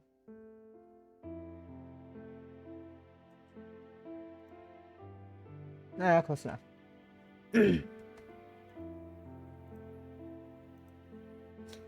I wonder how long has it been since I felt the warmth of another. Far, far too long. The simple feeling of a gentle hand on my cheek is overwhelming. Yasui's kind face looking almost fragile as she shakily speaks. だから私を救えなかっただなんて言わないで。ほのかはもういろんなものをくれたわ。Don't say something. Don't say something. I couldn't save you. You've already given me so much. 私を解放できなくてもいい。毎日ここに来てくれなくてもいいし、現実世界のことを教えてくれなくてもいい。血の魔法だって完全に理解しようとしなくていいの。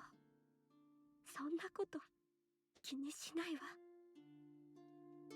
It's okay if you can't frame me.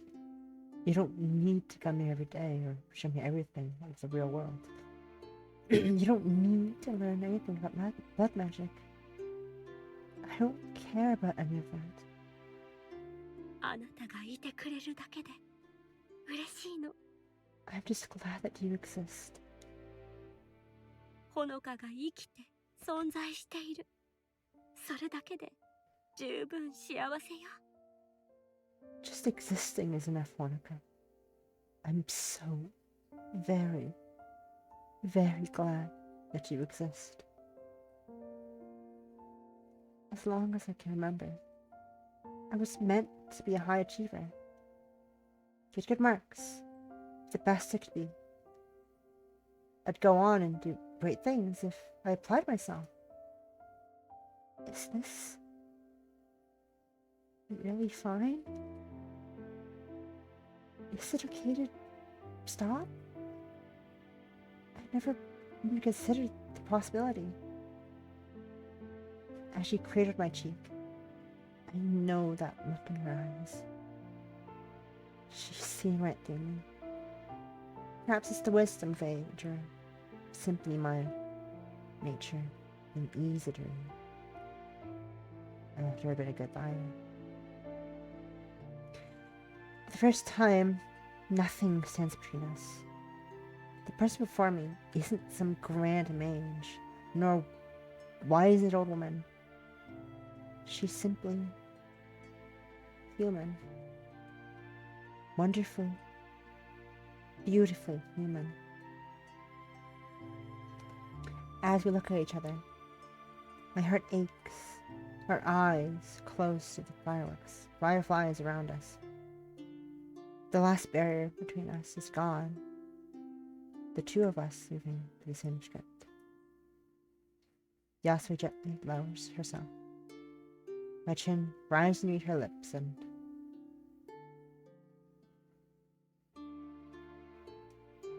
I always thought my heart was supposed to race at a time like this. That I was supposed to be a mess of feelings and my mind a jumbled heap.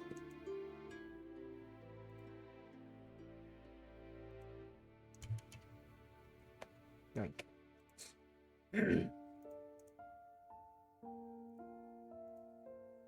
Oh, respiration was smoking out. Oh, fuck. God damn it.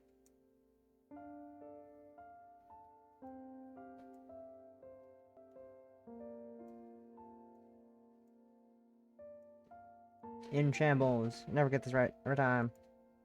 Every time I break it. God damn it.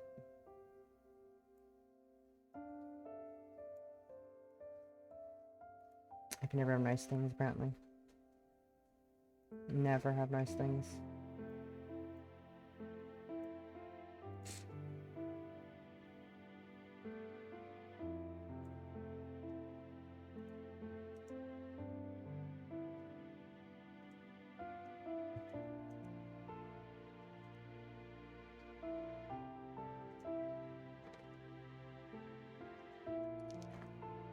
Yet, as I feel Yasui's soft lips against mine, tinged by the salt of my tears, my mind is clearer than it has ever been. For the first time I can remember, my feelings make sense. I truly love this woman. Nobody else will remember me.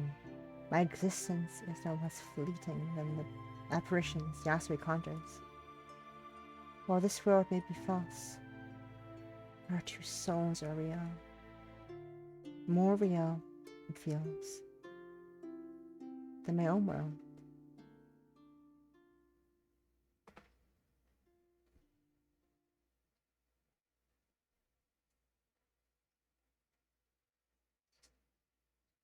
The Lady in Red. Act 1, Scene 9. The walk to the cemetery from home is a long one, with little to see, and few passing along the road. So far from the city, to journey forces a certain amount of reflection. The odd car driving by only accentuates the solitude. As my destination comes into view, I wonder how often I should be coming here. It's a difficult question to ask for anyone. If nothing else, I suppose such visits at least keep the grave in good maintenance.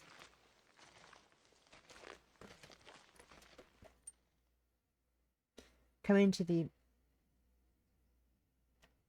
ostentatious open gate, I head in without hesitation.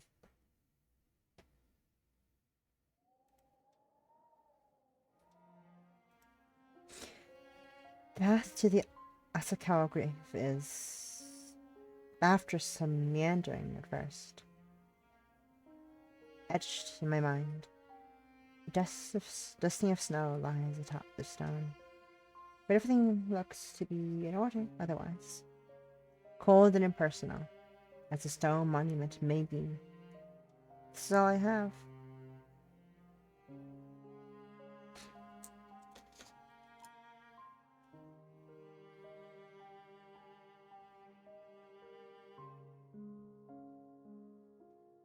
Yes, I can read that definition or not. What is this?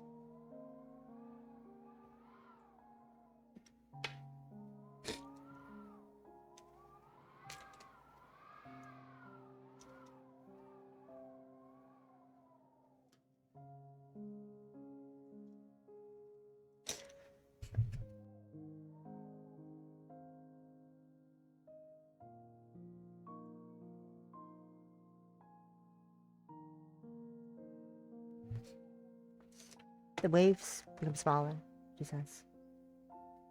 Heaving a sigh, I try to refocus my thoughts by flicking off what snow I can.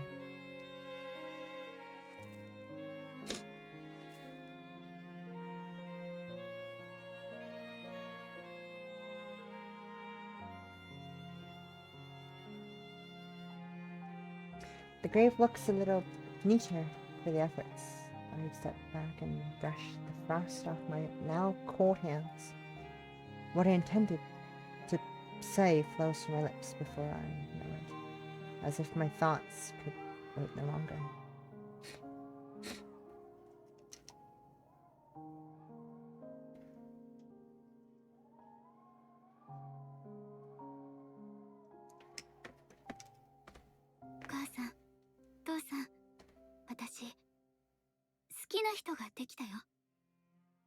Mom, Dad, I found someone who I love. その人に会うのは大変だし、私より年上なんだけどね。すごく優しいの。もっと違う状況で出会えてたらと思うこともあるけど、その人と一緒にいると幸せだよ。It isn't easy to see her, and she's older than I am, but she's kind to me. I wish we met under different circumstances, but I'm happy with her.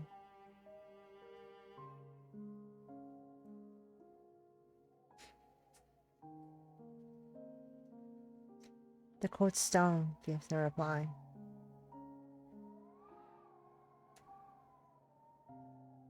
You know the talk of happiness, a lump in my throat, but my love has to be qualified in so many ways. Even now I can't see Asura. A light in my life has finally appeared. Yet it flickers so dimly. All I can do is clutch at it tightly, for it's all I have. Yasura survived so many years by herself. Even the sheer thought of such a fate horrifies me. I wish I could be as half as strong as she is, yet she doesn't begrudge me for all that at all.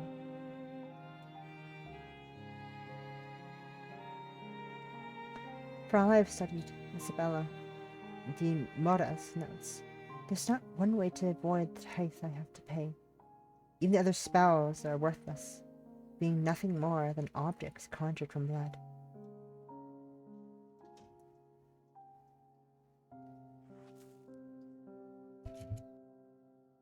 To distract myself from my thoughts, I sweep the last of the snow off the gravestone's top. There is at least a certain satisfaction in cleaning, of righting the world in some small, trivial way.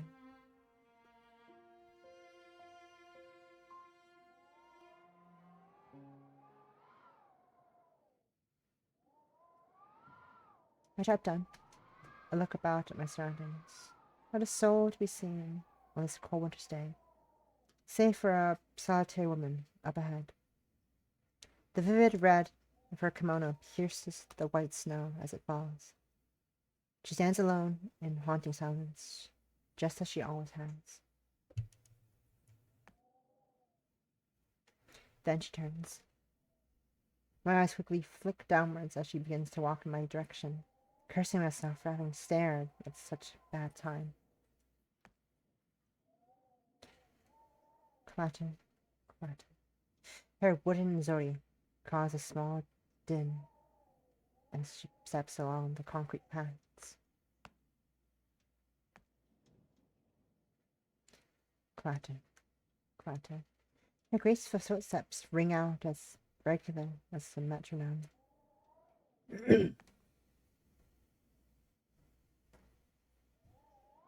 Clatter. The next step never comes. It skips a beat as I notice the woman come to a stop beside me. Hello there. 浅川さんかしら。 Miss Sasakawa? Miss Sasakawa? With no small amount of hesitation, I turn to face the source of that dulcet voice, like a penitent school child. Now I get a better look at the woman. I wasn't wrong about her being a matriarch, younger than normal, perhaps, but no less stately and aloof in her demeanor. Most striking, though, isn't her clothing, or the air about her, but her eyes. Those deep black eyes are strangely captivating, alluring, yet unsettling at the same time. An abyss I already feel myself sinking into as I meekly stare up at her. Utterly lost for words as the snow falls, and as a passing thought crosses my mind. What kind of life gives someone such a gaze? 時々私を見ていたでしょ。理由を聞いてもいいかしら。 I've noticed you've watched me every so often. May I ask why? I feel my cheeks blush instantly, awkwardly averting my face to hide it. All I can offer is silence. What other response could I possibly give? Closing her eyes, she thankfully lets the point go. そうなら答えなくてもいいわ。代わりに私のわがままを聞いてもらえるかしら。少し話に付き合ってほしいの。 I'll spare your answer in that case. Would you allow me to indulge my selfishness instead, in telling a small tale? I absentmindedly nod. The fact that we're so clearly alone as she says this plays on my mind. She squarely wants to talk to me, and only me.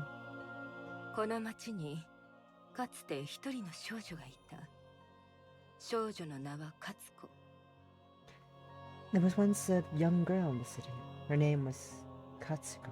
少女は早熟で周りに興味を示さない子だった。大人たちがどれほど構おうとしても誰かと話すより一人きりで本を読むのが好きだった。 She proved precarious, yet disinterested in those around her. Despite the prodding of her elders, she enjoyed the company of books more than people. 両親はそんな娘を溺愛し、どんな興味や好奇心だろうと満たそうとした。少女はやがてすぐに自分だけの図書室を築き上げ、壁に囲まれた小さな世界だけで満足していた。 Her parents doted on her, regardless, indulging her interest in any topic and any curiosity. She soon amassed a small library of her own, the world within her own four walls being enough to sate her. でもそれはある冬の夜に終わった。静かに降る雪とまばゆいばかりの橙色の炎。その光景が少女の心に深く刻まれた。 That would end one's winter. The image of gently falling snow, illuminated by brilliant orange flames, etched into her mind. 火は瞬く間に木造の建物に燃え広がり、夜が明ける頃にはその家のみならず町の大部分が焼け落ちていた。少女は傷を負いながらも生き延びたが、愛情深い両親は灰となっていた。 The fire spread in a flash through the wooden structures. Not only would the house succumb overnight, but much of the town around it. The child emerged scarred, yet alive. Of her doting parents, there remained no more than ashes. 辛かったでしょうね。 I'm sorry. She merely closed her eyes, in moments of silence saying more than any words could. Some wounds are too deep for time to ever heal. She cast her eyes back to where she'd been. The gravestone, blotched with lichen, its crumbling corners weathering. Without me, this grave too will eventually suffer the same fate. The similarity of our past don't go missed. Of all the places to find a connection with another. ずっと一人きりだったんですか？ So you were alone? いいえ、それは違うわ。 No, not quite. Her eyes as he rolled back to me. Every action she takes feels languished, as if bored with the very act of moving. もう一人生き残った子供がいたの。その少女には姉がいたのよ。父親は違うけれど、二人とも魔術師の血を引いていた。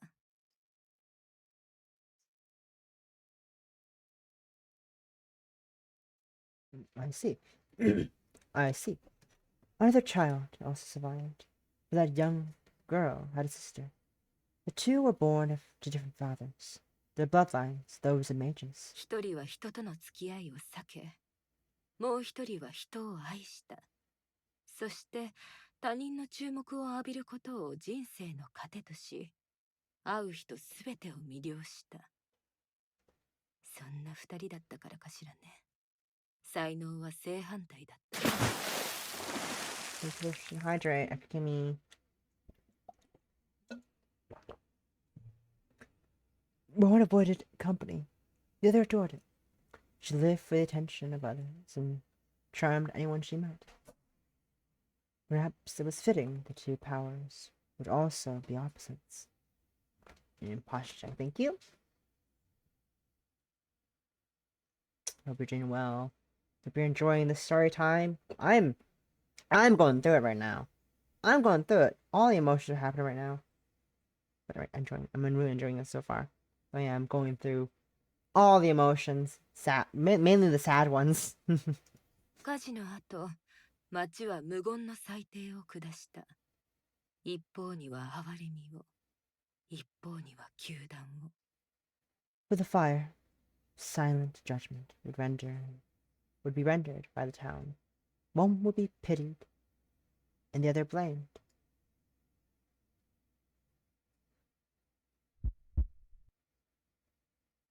Those black eyes leer over me, emotionless at the true meaning of her words, washes over me.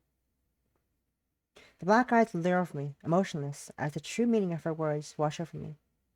If one lived so long through her magic, then the mage before me might be. At once I feel panic, a deep urgency to do anything, to say something. Yet neither my body nor mouth will move. Yasue's sister, the one who sealed her so long ago, is the one before me. Far from talking me out of my own fear, she simply observes me with distant interest. How does she know of us? What can I do with what she's told me? What would Yasue herself think were I to tell her?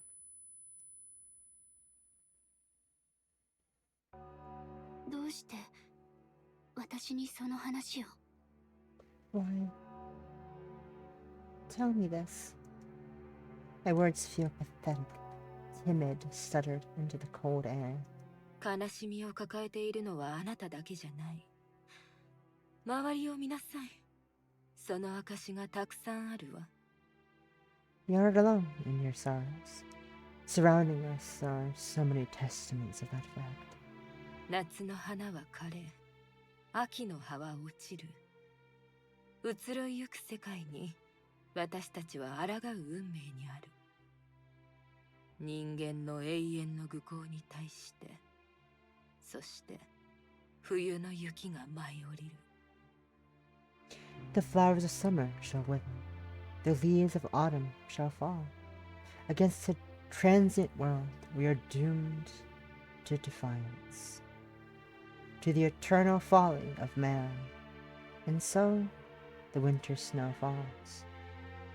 あらゆるものが過ぎ去っていく。私たちは時の流れの前では風に舞う花びらのようなもの。 All things will pass. We are but petals on the wind of such forces.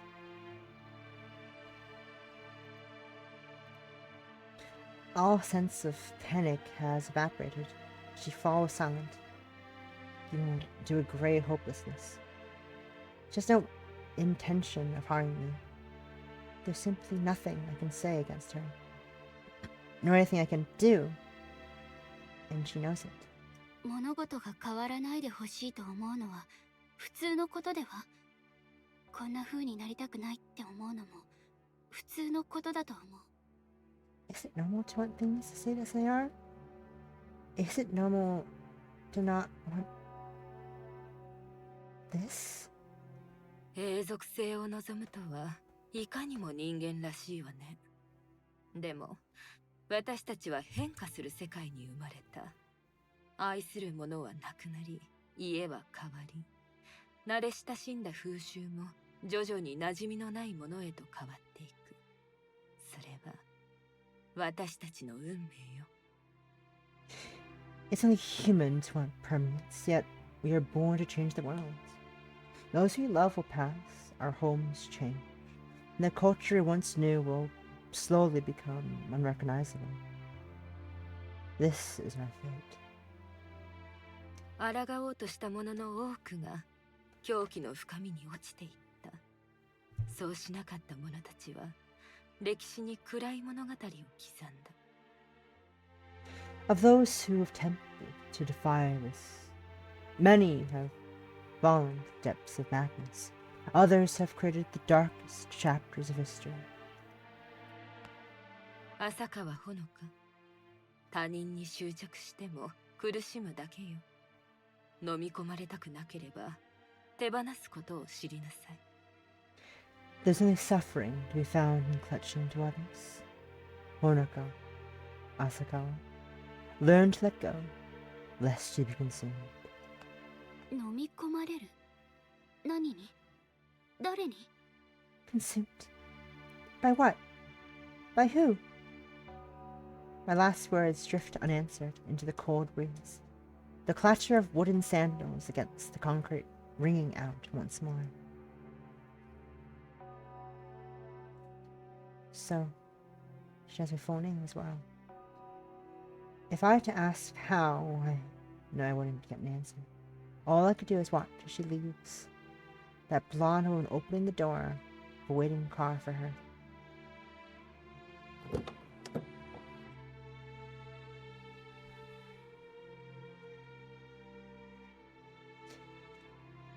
Lady Yonohara, what kind of past has she led for so many years to give her such eyes?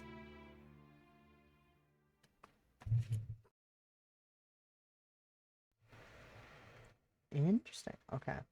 Haunting. Lamentations of the Lost. Okay, that was haunting. Interesting. Huh. Okay. Okay. So my initial thought that she was a mage was correct. I don't think I've ever voiced my initial thoughts of the character because I've seen them be revealed, because I've seen most of the major characters revealed, most like as the development was going on in the game, as they're like posting the character cards and such. So, and also like the voice actor reveals. Like, I had a feeling she was gonna be a mage. I don't know if had a feeling that she connected to Yasue or not. I want to say it did, but I don't smell might just be my brain like, oh yeah, copium, of course I knew that already. Interesting. Okay. I do know that a lot of people in the community as the game was like being developed and types of things thought that she was going to be also in the time bubble, I think, if like from the past. And technically she is from the past, but also she's in current times. She's really fucking old. So interesting. Okay. Interesting. Things are getting interesting. Okay. Sitting on a bench downtown, I idly stare upwards at the sunlit sky. The sun is warm here. The noise of cars is gone, and the music of stores is silent. Basking in the surreal surroundings, I rub my arm from the aching wound.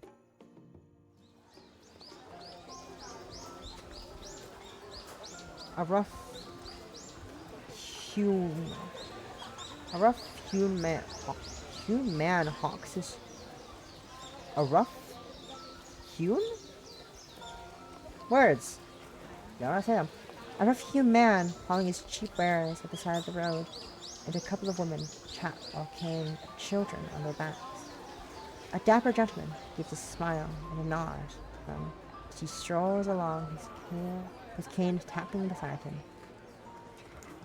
My vision briefly blocked by a rickshaw trotting up the road and a woman enjoying the excitement of the ride. I can't help but see them as people, despite them being little more than actors requiring an elaborate script. For this isn't the world of the Meiji era, but of Yasuo's mind, an immaculate replica of a past age. But a replica, nonetheless. Yet the sun still shines warm. Benches I sit on is sturdy and carefully carved, and the buildings up and down the street are built of crafted wood rather than glass and concrete. Rather than uniform staff silently poised behind counters. Boxers yell to the passing crowds from open-air storefronts. Horses neigh as people wrestle their bridles, their scent carrying in in the air. How strange. But a false world should feel more real than my own. This is a city vivid, almost lurid with life.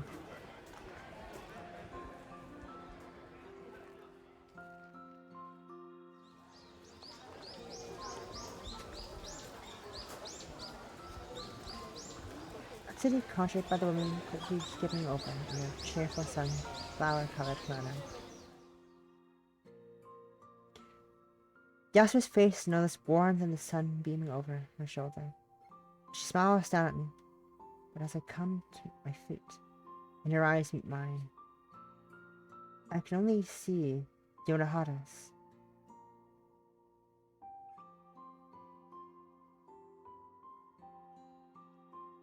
Wait a second.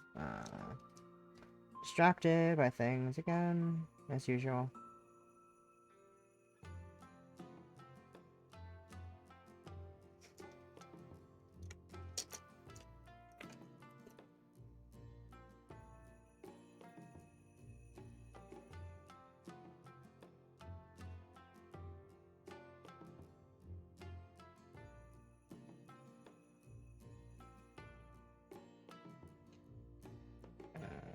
Distracted by things.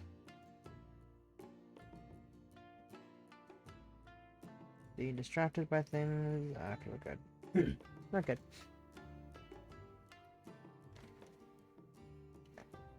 That darkness I felt from her sister is entirely absent from Yasue.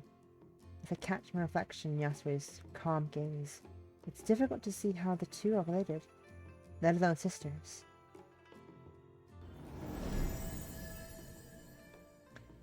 As a conjured fan disappears, however, I am reminded of one similarity. The true mages. The same power Yasuo used to create this world.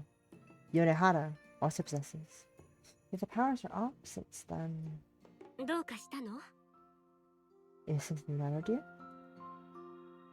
Is something the matter, dear? I should tell her what I saw. For days now, I've rehearsed how to explain that meeting at the cemetery. Yorihara's words weigh heavily on my mind, speaking of past. Yasue never told me. A past of suffering, of loss, of anger.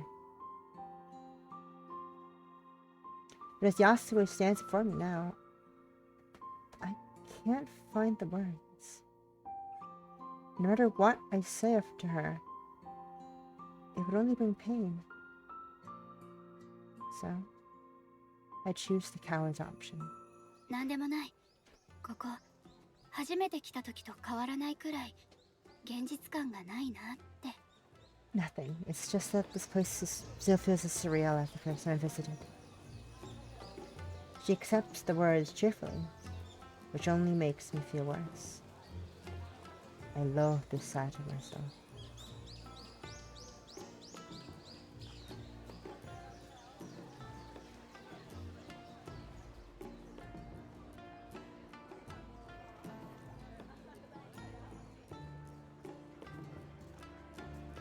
Yasa moves to speak once more, but her eye is drawn to my bulging pocket. She knows what my phone represents now. A rare link to the outside world. Hey yo. It takes me a moment to remember what I brought with me, being so wrapped up in Yorihara.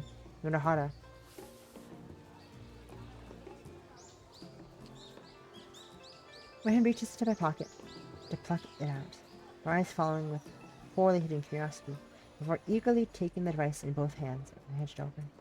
今の世界がどんな風か見せてあげようと思って、ここ数週間写真を撮ってたんだ。I thought you might like to see how the modern world looks like, so I've been taking photos over the last few weeks.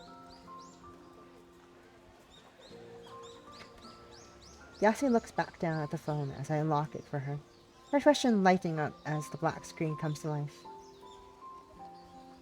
Hello, this is Gay.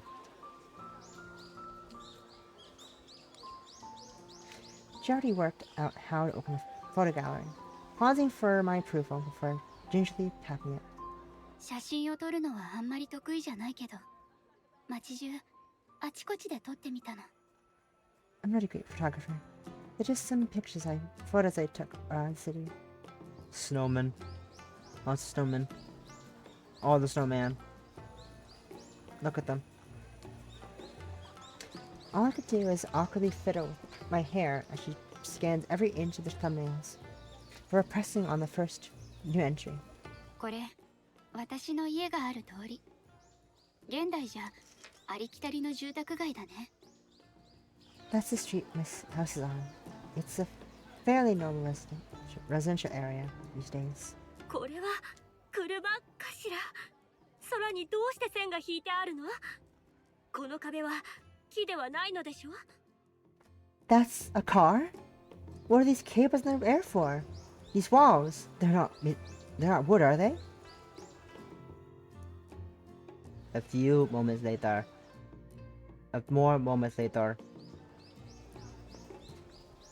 Peppered with questions from the very first photo, I try to answer each in succession. While pointing out this and that, I'm forced to think about details of modern life I'd simply taken for granted. Flops down on a chair. Already exhausted from just seeing one of the dozen or so I brought along. I take the seat beside Yasue.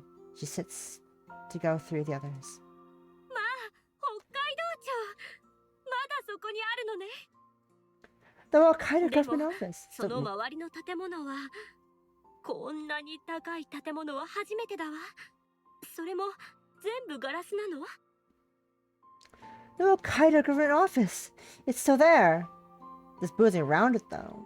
Might there is anything that tall? Is that all glass? これでも高層ビルに比べるとかなり小さい方よ。後ろに映ってる大きなお皿みたいなものは地球の周りを回ってる衛星と通信してる。 They're pretty small compared to some skyscrapers. That dish in the background talks to satellites floating around Earth. I may have moved a little too fast. Yasuo's mind's still stuck on buildings made of metal and glass. No matter if that's happened since the 19th century. It's a little bit staggering now that I think about it. Chips the next in the stack. A bright red vending machine. Piled with snow. これは見たことがないわね。 I certainly don't recognize this. 自動販売機って言ってね、硬貨を入れると選んだ飲み物が出てくるの。広まったのは何年後かな。 It's a vending machine. You put a coin in and it gives you a drink that you choose. They got really popular in the years after. That's another topic, which will be beyond her. For all the wondrous advances we've made beyond our time, the sufferings of war are barely imaginable, even to a modern person now. Yasuo captures my dark expression, waiting for an explanation. That's not something I want to burden her with. Not now, anyway. そのことについては話すことがありすぎるから、今度本を持ってきて説明するね。 There's a lot to cover around events that happened. If you want, I'll bring some books and go over them another time. With some hesitation, she accepts the blatant sidestepping. I wonder how Yasui would react to the horrors that I wear on her face compared to hers. Returning to the phone, she swipes across through the photo. As townspeople mill about around us, the woman carefully examines every detail in the photo, in the shot. It's fascinating to watch Yasui swipe through the gallery with one flick of her thumb, and then another. A woman whose lived experience was stuck in the Meiji era, navigating a phone with increasing ease. It gives me a new appreciation for how quickly humans are at adaptation. The question she once peppered me with soon become rare, but she finally goes entirely silent. One after the other, she slowly makes her way through the gallery, immersed entirely in a world she can never touch.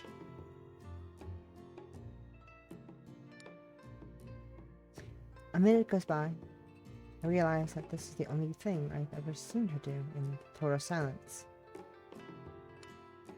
Photos of cars and trains, decorative lights and the advertisement around the city at night, arcade machines and trees playing them, arcade machines and teens playing them at games centers. Some people using computers and playing with mobile phones, bikes, houses, restaurants, alleyways, and busybodies. But just everyday things. Trivial, meaningless things I'd so often walk right past. All of which utterly fascinate Yasue. I expected to be narrating the experience, explaining this and that. Instead, she looks on in simple silence, silent wonderment. The feeling I have while watching her is a little wistful, perhaps, like a parent watching a child experiencing something for the first time. Every life must be very strange from the perspective of someone from this era. From soft drink cans to medieval advances, life is more comfortable than ever. Even better or worse. Advanced.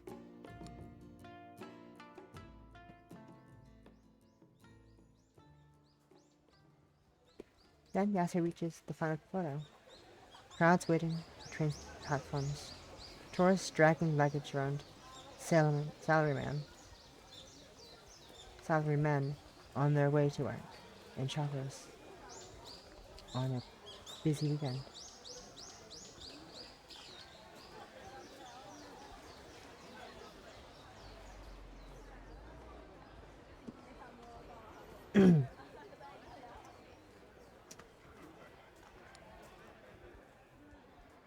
This photo is a shot taken from downtown, practically from where we sit.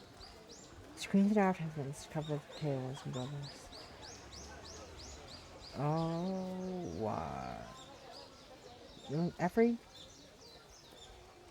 screens and advertisements cover the tall buildings, looming over snowy streets thick with other people. A proof of nothing in particular. Just people living their lives. Look at Yasue. Her aura changes. She shows so much delight at modern curiosities, but her longing for what would be hard.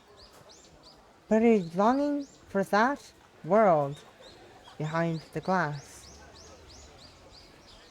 is palpable.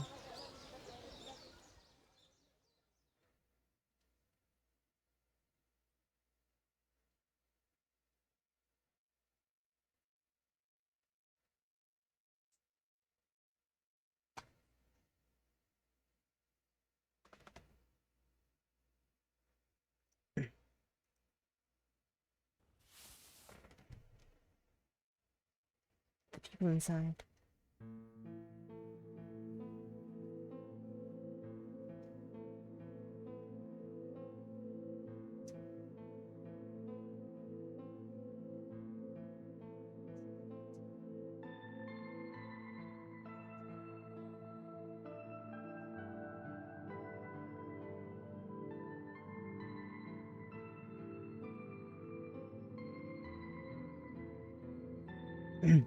Sorry.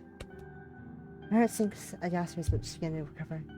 I soon realize that it isn't the fingers of sadness plucking at her strings, but barely repressed anger.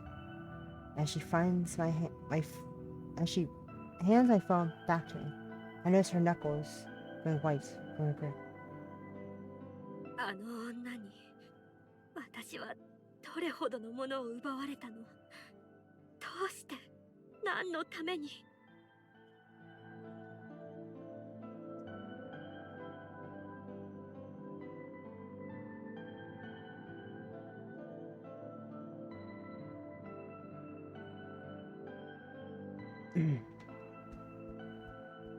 Jesus Christmas. Brain, please. あの女に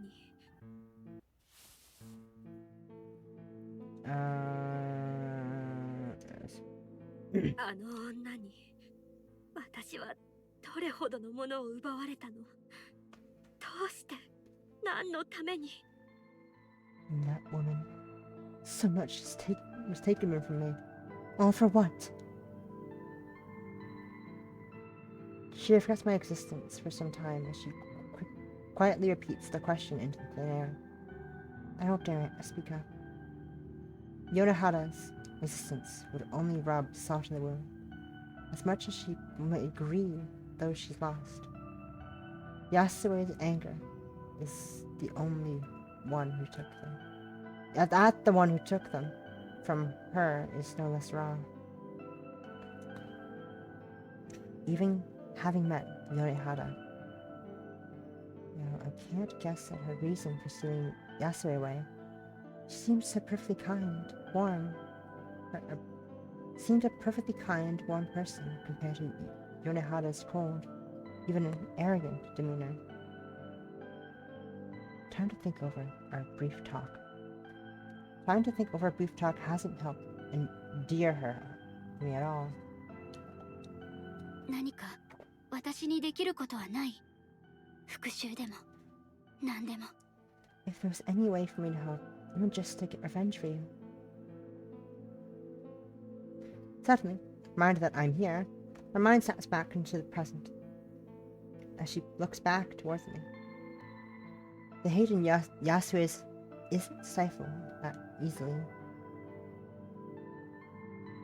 Her stilted smile, hardly convincing nor reassuring. 何もしてくれなくていいの。あなたのような人がいてくれる。それだけで十分よ。 There's nothing to be done, dear. There's nothing to be done, dear. The fact that I have someone like you here is enough. Reaches over to stroke my hair with her right hand, but as an odd fit of burning willpower sparks inside me, I tightly clasp it with my own hands. Instead, I might not be much of use to anyone, but for a woman I love, 遠慮なんていらない。安江のためなら何だってする。 you don't have to hold back. I'll do anything for you, Yasue. そう。それなら、もう少しだけ一緒にいてもらおうかしら。ね、ほのか。Then stay, Monica. Just a little while longer. Stay here with me.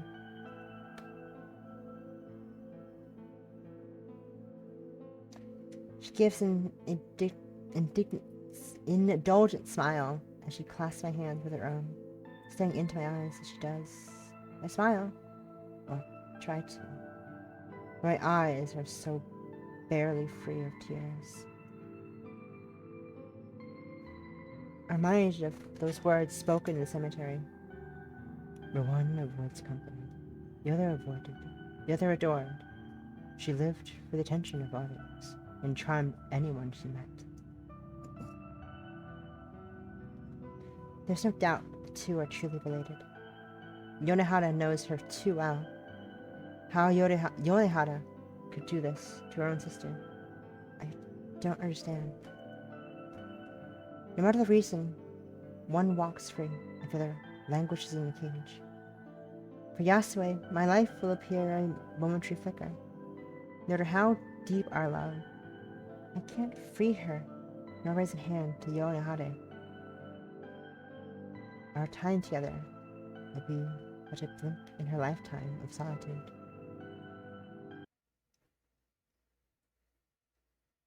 Whether in my world or hers, I can't save her.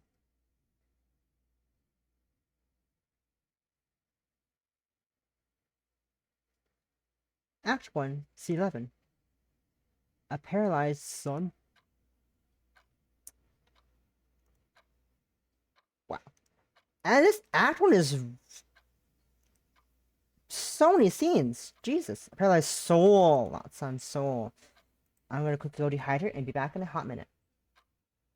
There's a lot more scenes in this than I expected for Act 1. Wow. It's probably normal. It's like, it's weird having it labeled this many times. Only acting, this many scenes. You're back.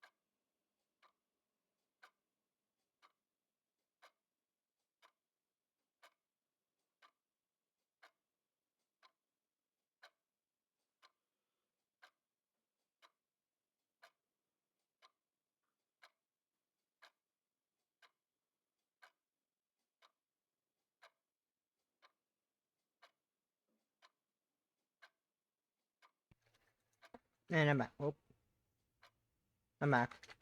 I actually sprayed water on myself with my water bottle. Whoopsies. Let's check.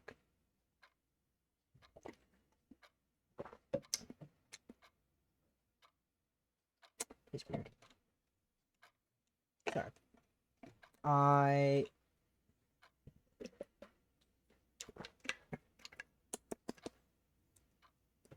Weirdly not potent.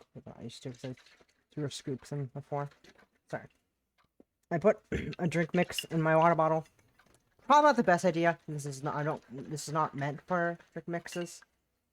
And it tastes different than I'm used to because I use less scoops of the drink mix than I usually do because this is a smaller, less amount of water than the old bottle I used to use. It tastes watered down. I wonder why it tastes watered down. Probably because it's less substance or whatever. Anyways, that's neither here nor there. We're here for library time. Some people find comfort in cafes, chatting with friends. Others at coffee shops with coworkers while discussing the day they had. Some would tinker at home, surrounded by this personal project or that. For me, that place of comfort would be the Meiji world of almost said Yohane, of Yasuo's mind. Until then, though, the library will have to do. Library will have to do. I always say library. I don't know why. I grew up saying library. For some reason, no one thought to correct me. And I always had to struggle to say library. There's two R's in the word library, not just one R. Anyways. At the shuffling of Shino's work echoes about the quiet room, I silently scan the pages of my favorite book, Isabella Moriil, Breu le Rime. Its pages aren't worn from age, but from use. It was this which sparked my interest in the Italian literature to begin with. A rather more useful book lives on my desk, undisturbed. Nobody can know about it. Nobody can know about us. Immersed in reading the collection of her sonnets, I come to the final verse of my favorite poem. Her grief-stained words take on a new significance. Absentmindedly, mumbling under my breath as I read them. 夏も冬ももはや私を傷つけることはない。暑さも寒さも感じられないからだ。兄弟よ、希望は等しく虚しい。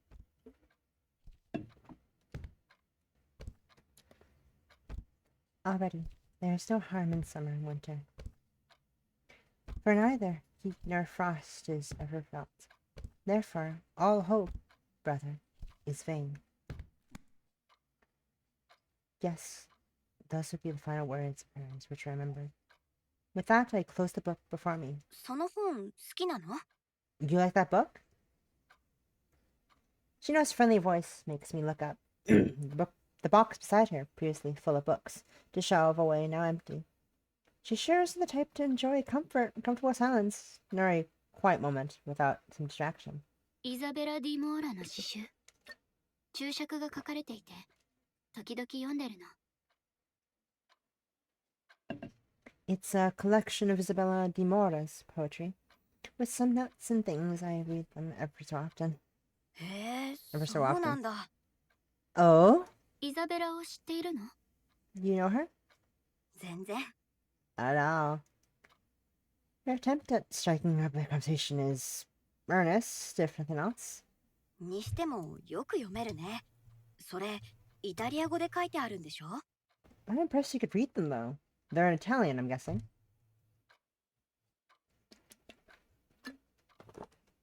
I give another quiet nod.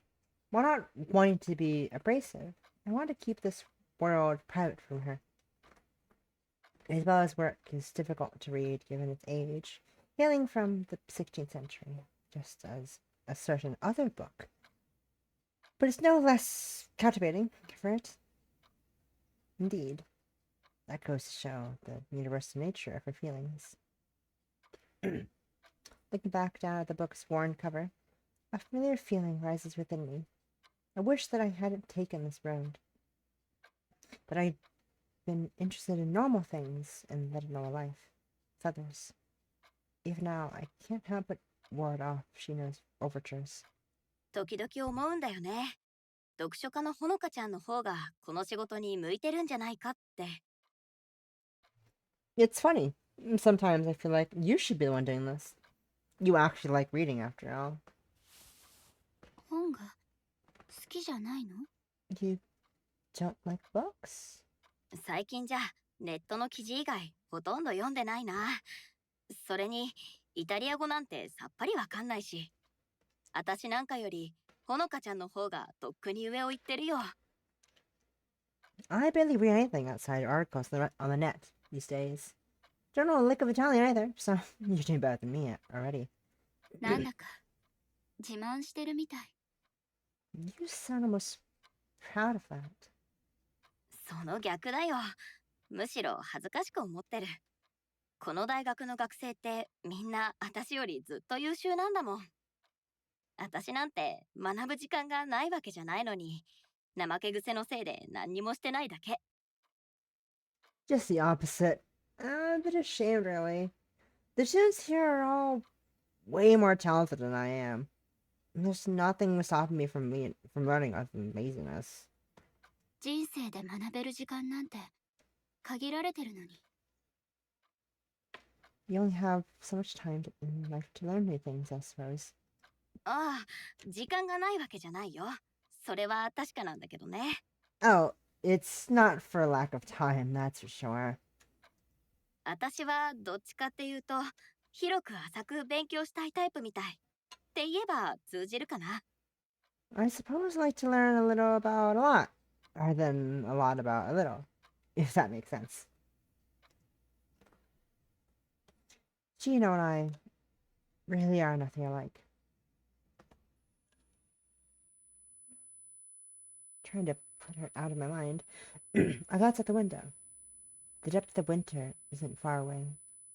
With the snowfall only becoming heavier and sky more overcast. How do people live so easily?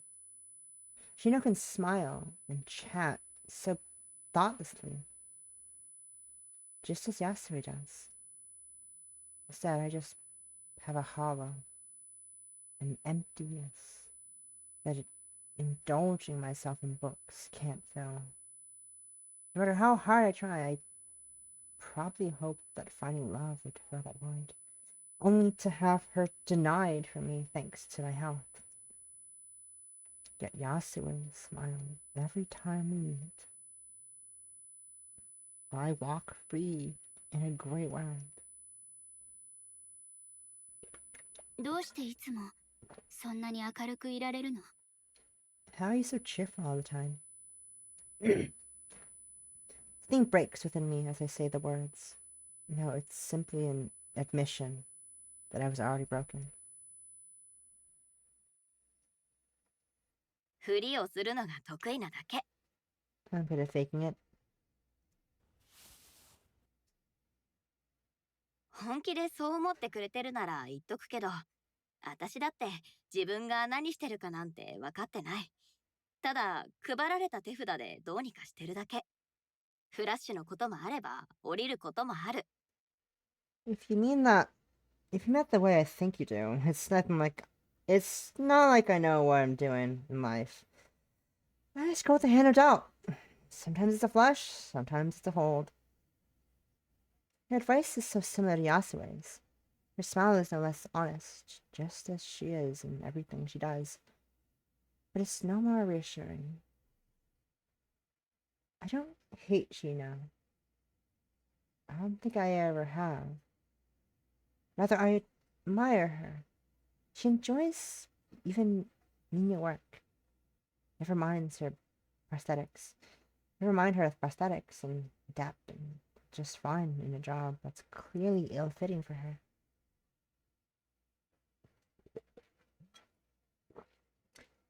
The air becomes a little awkward as I fall silent. I didn't have a particular goal in mind when bringing up such a topic. And Shino's left twisting in the wind about how close she really is to me. Seeing no way out of the subject and already regretting bringing this up, I take to my feet and make to leave as I slide the book into my bag and sling my coat over my shoulders. Saving again because I like saving.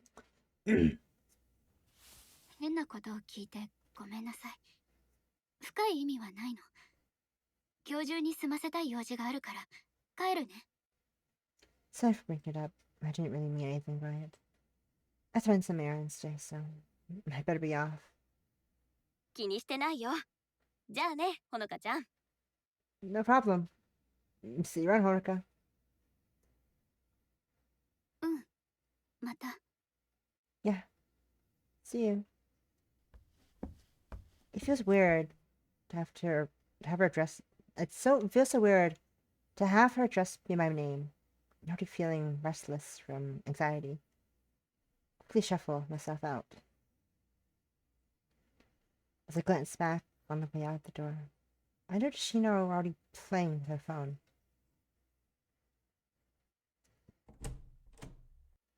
My existence to her, too, would be nothing but a fleeting moment.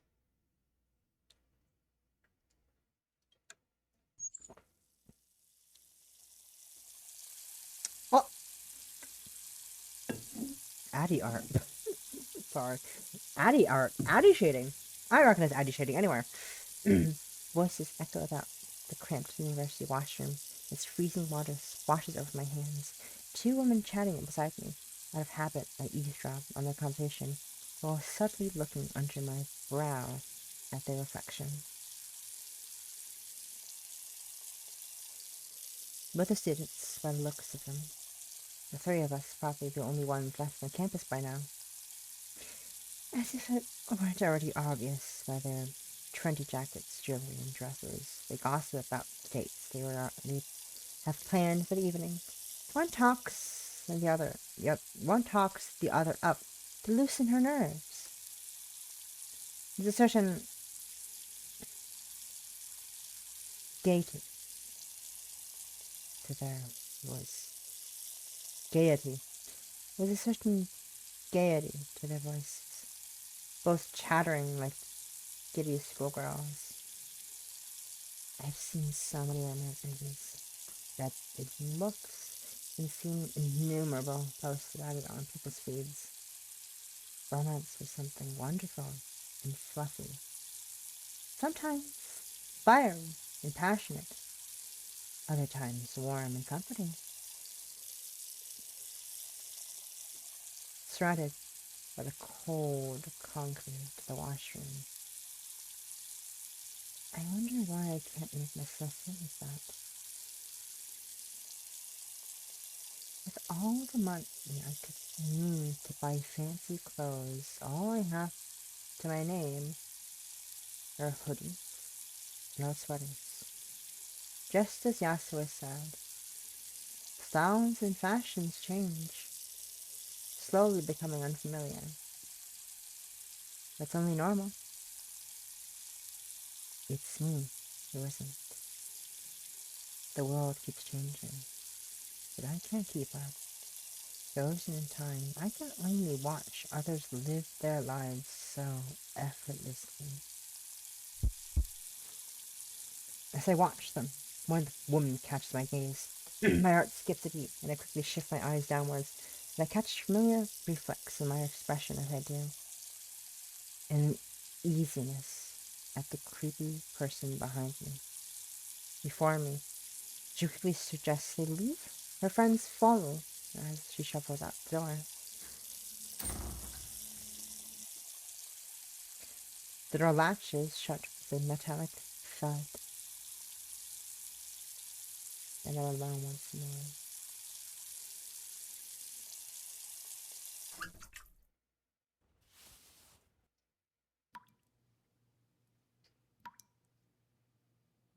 With my hands soaked wet by now, finally turn off the tap and look forwards.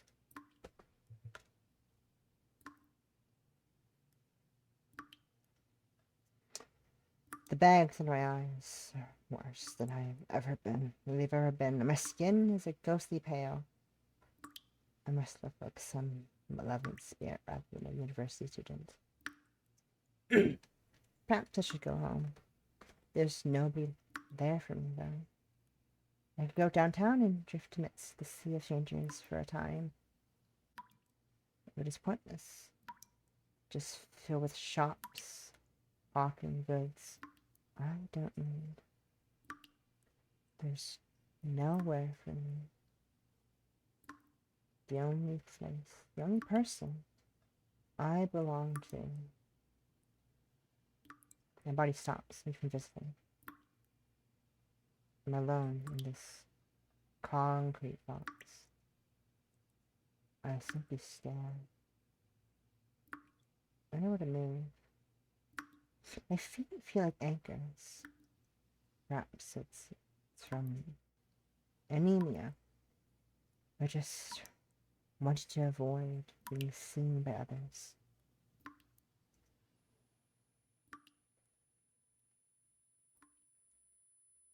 My heart begins to race, adrenaline suddenly pouring through my body. But there's nowhere to go. A sense of panic wells up inside as I stare at the image in the mirror. The person in the mirror is disgusting. They're a coward who can't tell Yasui about her own sister. Their magic is a hollow mimic of the real thing. What would others think of their shameful habit and resulting scars so barely hidden under their sleeves? Their own appearance creeps others out. They can't cook for themselves. Their interests so weird. They can't keep a single friend. I don't like them. Why is my life so different? Why can't others live so easily? Why am I always so tired?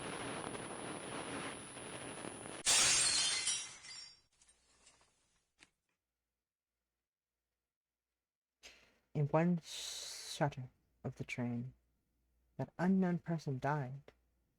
Nobody knew or cared as they buried themselves in their phones. Once the blue tarpaulin was draped over them, they ceased to exist.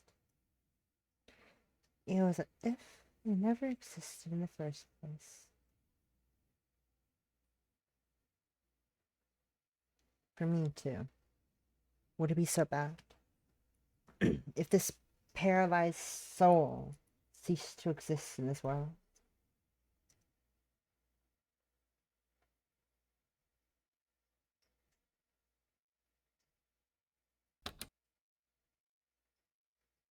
The house lies cold, having turned off the heating. The bathroom and kitchen types are still checked again, very dripping. The bed lies carefully set, first spin neat as ever. Standing in the room after my last round of checks, I'm confident that nothing will present a problem for those who come after. How odd is it to be so particular about such unnecessary things? I suppose it's only natural, after a lifetime of being told not to be a pain for others. I take one last look around the room, engraving it in my memory. Everything from the immaculately swept hardwood floors to the carefully wiped low table, its veneer having flaked off corner. My life completely changed, but the house never did.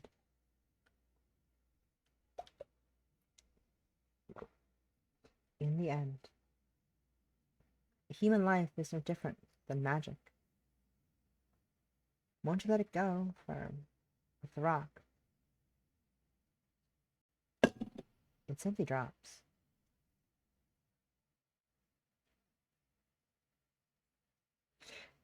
Now it's time for me to finally let go. Fearful of letting hesitation build, I turn and make the walk up the stairs to my study.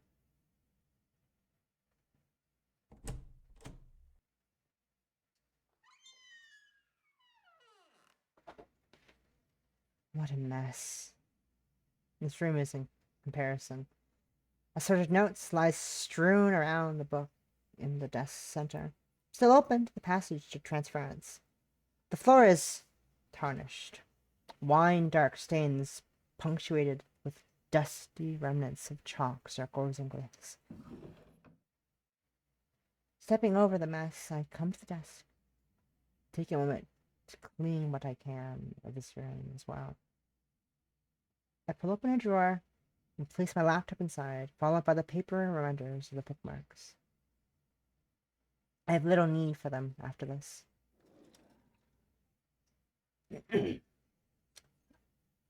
My last job done, I put my fingers to the book's pages. These words started it all, and will now serve to end it all.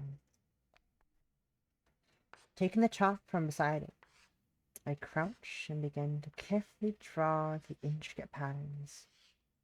The tapping of chalk on wood is almost rhythmic, echoing about the small study, as if on a classroom's blackboard.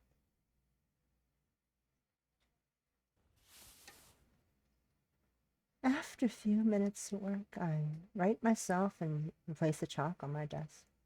Taking my knife in my hand, I idly wonder how many times I've done this ritual. How many times the simple act of seeing someone I loved took so much from me. I suppose that hardly matters now.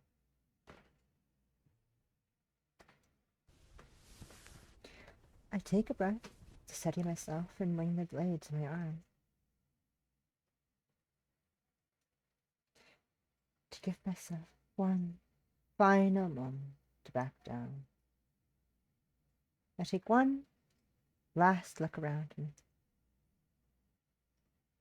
This house has seen the laughter of my friends during visits, and the chatter of my mom and dad as they return from school. Birthday parties heard throughout the rooms, and get-togethers with relatives bringing their gossip and stories.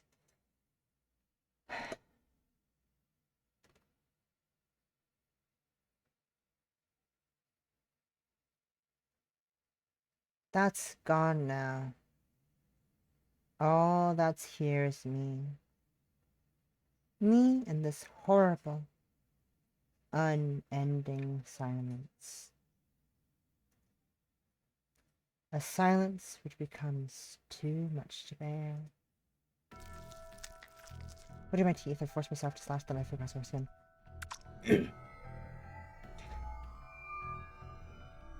Stifling my whelps of pain, I watch the warm blood trickle down my wounded arm. For all Yasui talks about her precious memories keeping her going, mine have only given me pain. Pain which will no longer be mine to bear as I crouch and carefully trace out the marks before me.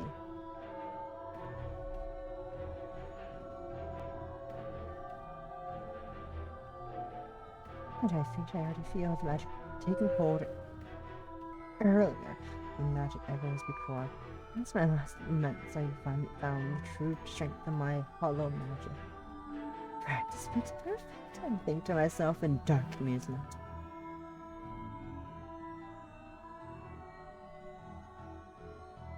My races as the full realization of what I'm doing creeps up on me. But it's all too late. My fate's sealed. I look out the window. One final time. My last view of this world is the bare branches of the nearby trees gently peering out from the forlorn winter's fog.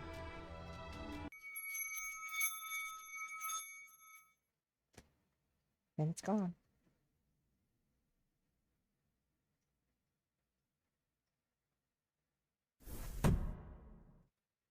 Unending silence. Once you let it go of the rock, it simply drops. Complete Act 1.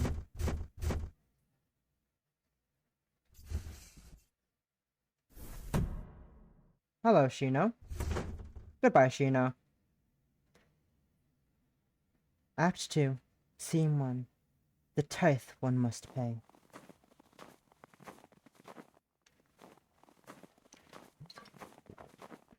terrible chill hangs in the air. The season proving bitter, as it so often is here. On this cold day, a great throng of students hurriedly shuffle through the piling snow of university students. The university grounds the day's lecture is finally over. Some gossip freely with friends, while others fawn over their partners. Most, however, stroll silently.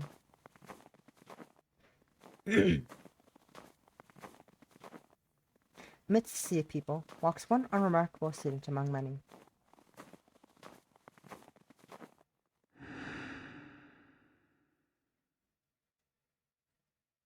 Honoka Asakawa.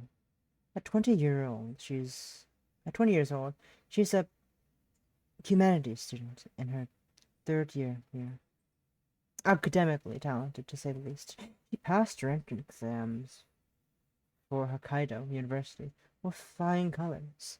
With no friends to speak of, nor classmates she keeps contact with, she cuts a solitary figure amidst the crowds as she walks to the station. Came back from watching the reluctant, reclusive woman from the library windows. I returned to my new co-worker in discomfort and discontent. こんなやり口であの子を操るのは気が進まないな。 It just doesn't feel right rippling her like that. ほのかは操らないと決めただろう。依頼人の要望ははっきりしている。私たちが動くのは依頼人の指示があったとき。普段は監視するだけだ。Manipulating Honoka is simply what we're not doing. The client was clear. We'd only make a move once she gives the go-ahead. Until then, all we can do is keep an eye on her. Kara's in no better mood about this than I am. Her annoyance boiling over as she pushes herself off a desk she was laying on. わかんねえな。なんでそんなコソコソするんだよ。さっさとあの子と本を確保して終わらせりゃいいのに。I don't get it. What's with all the hush-hush? Can we just grab her in the book and get this over with? 依頼人が The client was... わかったって。でも何週間もじっとしてんのは性に合わねえな。Alright. Excuse me for not wanting to sit on our asses for weeks. 曖昧な仕事だからな。抵抗を覚えるのも仕方ない。これまでにもっとひどい仕事もあっただろう。I'll admit, such an open-ended job doesn't strike with me. It is what it is. We've taken our one worse job before. まあ、ちゃんと報酬払ってもらえんなら文句はねえけどさ。This paycheck had better clear. That's all I'll say. Satisfied, she's quelled the rebellion. Titania turns back to me. 本当に任せて大丈夫か。探偵になったばかりだろう。You sure you're here with this, Shino? You're new to our detective agency, after all. The only private detective agency run on this side of a bar, I'd wager. Or the only bar run on the side of this detective agency. I'm still not sure which. Karu and Titania have been in this game together a while. Years by now. I can't say.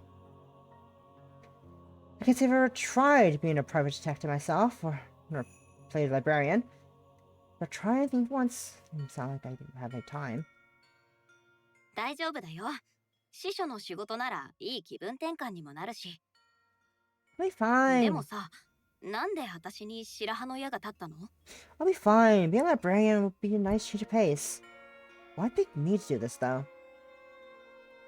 時間のあるものが必要だった。となれば私は対象外だ。静かにしていられるものが必要だった。薫も対象外だ。We needed someone who thought to take a part-time job. So that ruled me out.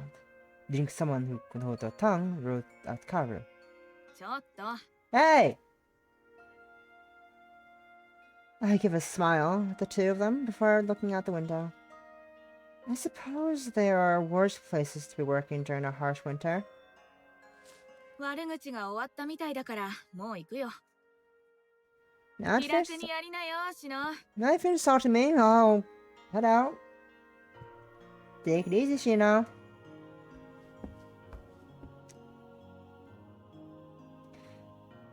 Gives a brief wave, which I return before she saunters out.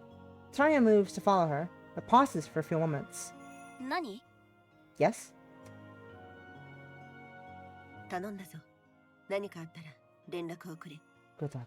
Call me if anything comes up. わかった。 I will. That was clearly not what she wanted to say.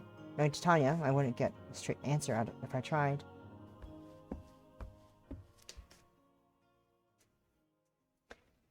With that, Tanya follows. Tanya's flowing coat swings about her. She turns on her heel. It's amusing to contrast her with Kaoru as she follows her out. Every movement she makes feeling thoroughly imposing.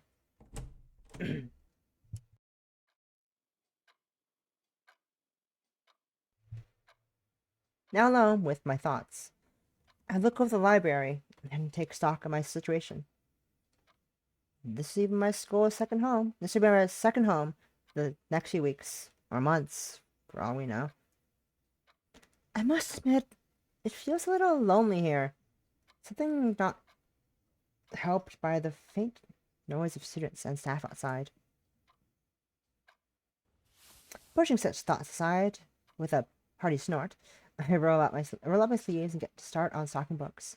This might just be a means to get close to Hanukkah, but that doesn't mean I can't do this job right. Interesting. This is an interesting turn of events so far. Act 2, Scene 2.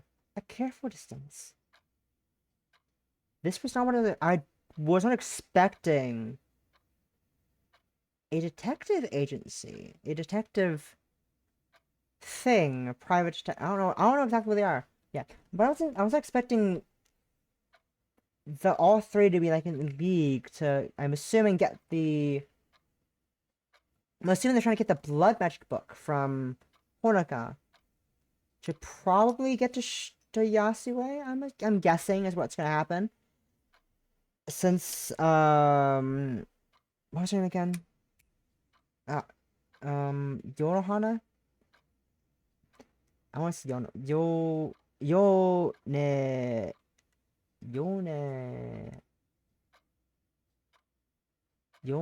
nande? Yone, I forgot her name. This name page. I know it's Yone, I believe, right? Yone something. Yonehara. Since Yonehara wanted, something. Was started talk to her about Yasue. So, interesting.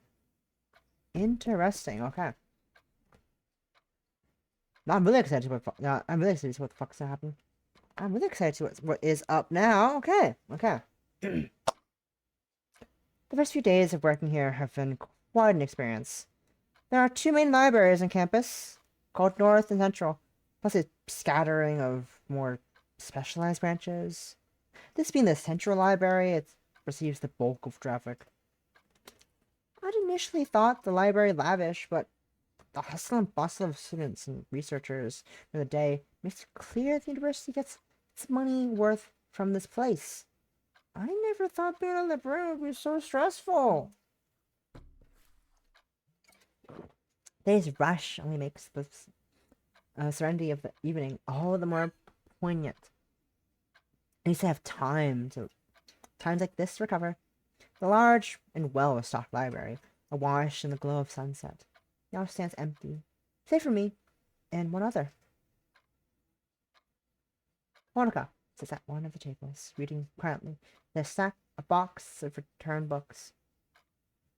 The previous librarian had left a note that she often used the library to study after hours.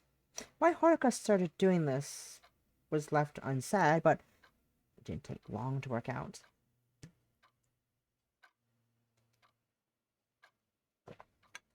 As always, she didn't bother with small talk before getting on studying. I expected her to be quiet, but Not outright avoidance. I'm sure she'd be a hermit, if not for lectures dragging her here. Despite keeping my ear on the ground, I haven't picked up on any rumors about her, or anything being spoken of Hanukkah at all. She's practically a shadow in any group she walks among, and keeps to herself in class. I wonder if she realizes that she sticks out all the more from her efforts to go unnoticed. もっと早くに言っとくべきだったよね。付き合ってくれてありがとう。I should have said this a while ago, but thanks for the company. Her head jerks upwards in surprise. Margaret's face shows little, but her jittering makes me worried. Something's happened to her. 私こそ長居させてくれてありがとう。 Thank you for letting me stay.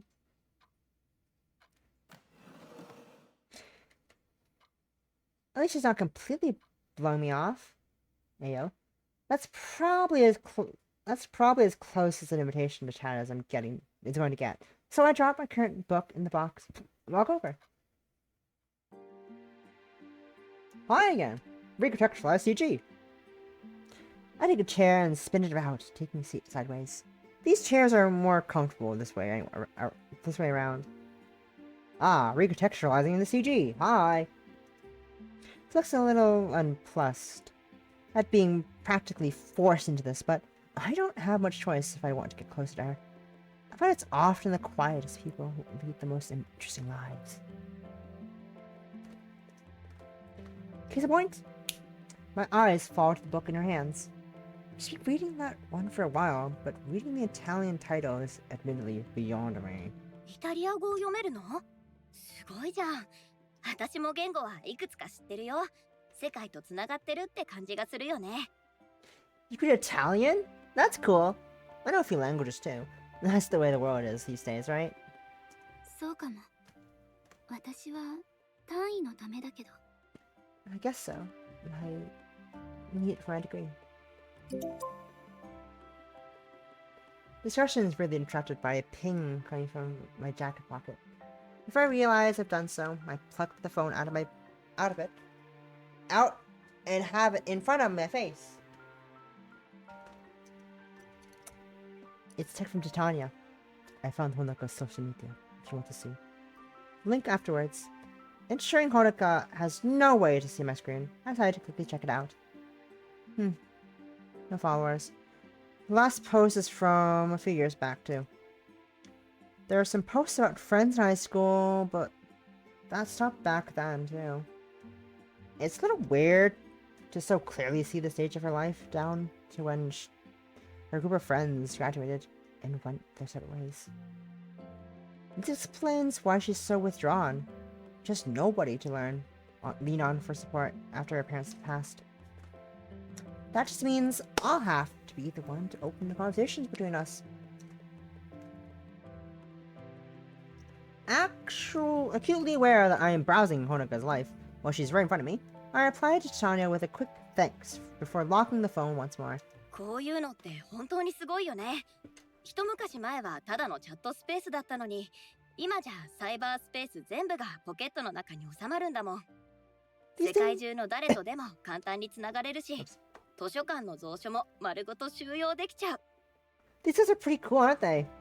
They might have just been for chatting before, but now it's all of cyberspace right in your pocket. The modern world's amazing. You can talk to anyone in the world so easily. Read an entire library.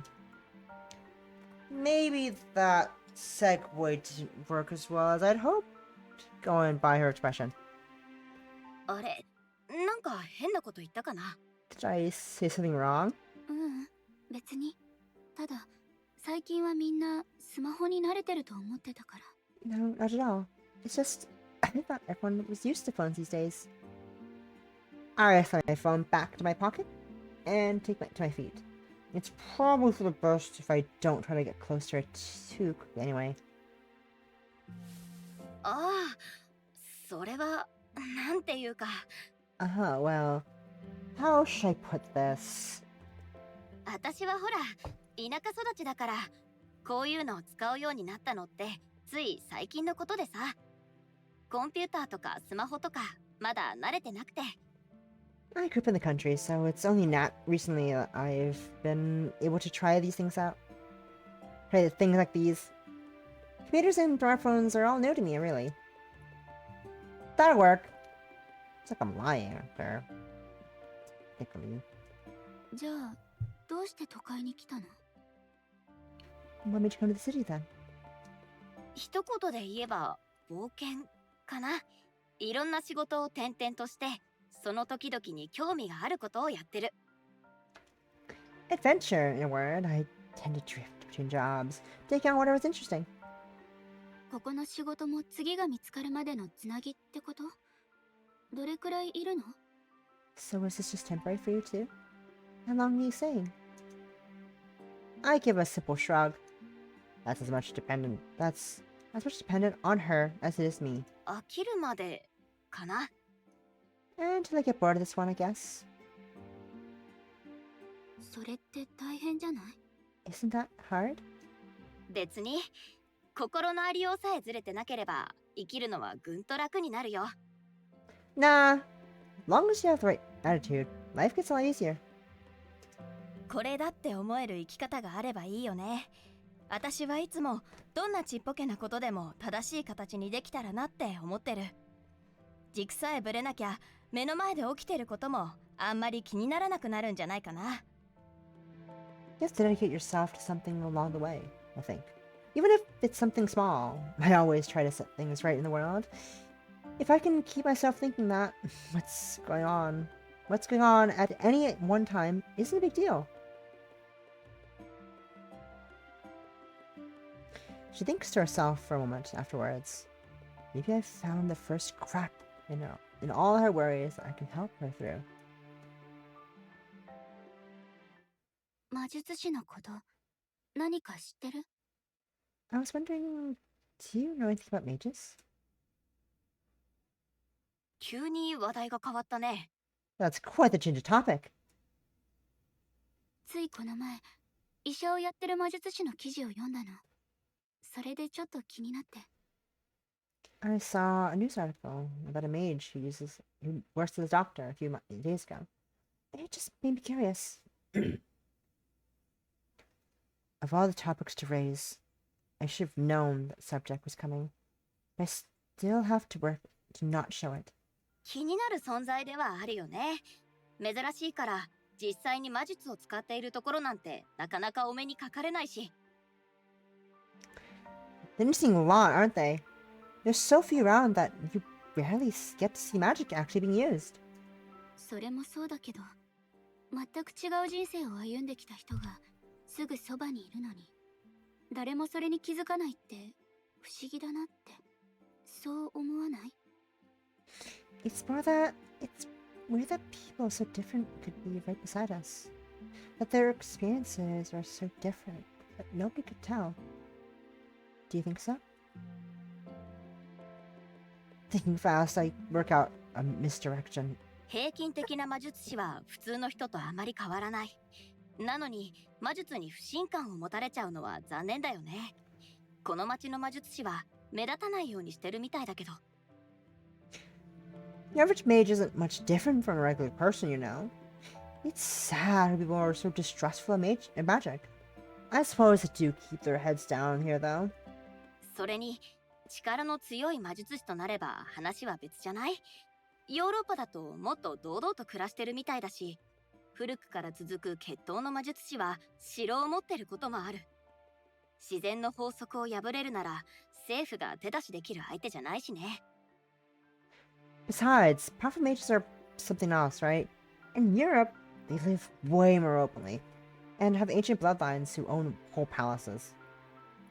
What government would try to police you if you could break the laws of nature on a whim?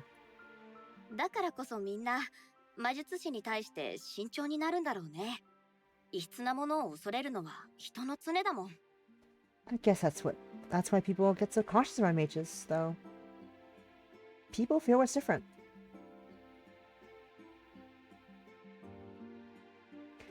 I think I managed to hide my relief as she ponders what I've said.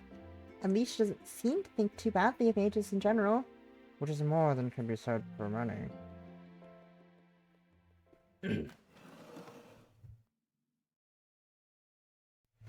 Attack has apparently ended. She gets up from her seat and slides the book she's been reading into her messenger bag.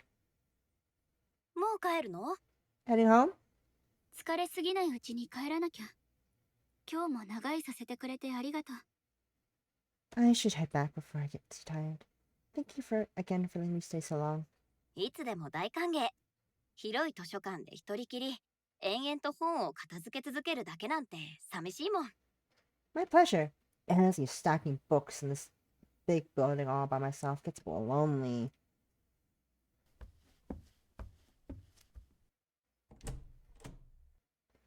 With that, gives a nod in farewell before shuffling out the library. It's surprising how noticeable her demeanor shifts when she starts to go, closing off from the world once more as she leaves.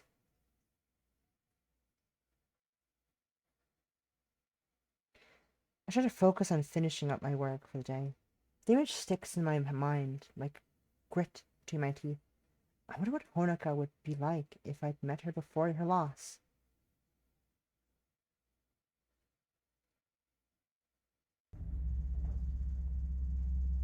Bellhouse, Deadline. One advantage to working at the university is the easy access to a nearby station.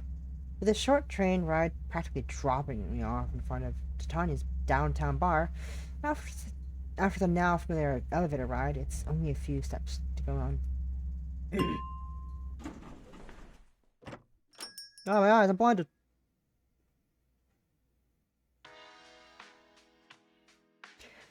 Some of the various alcohols just faintly hangs in the air.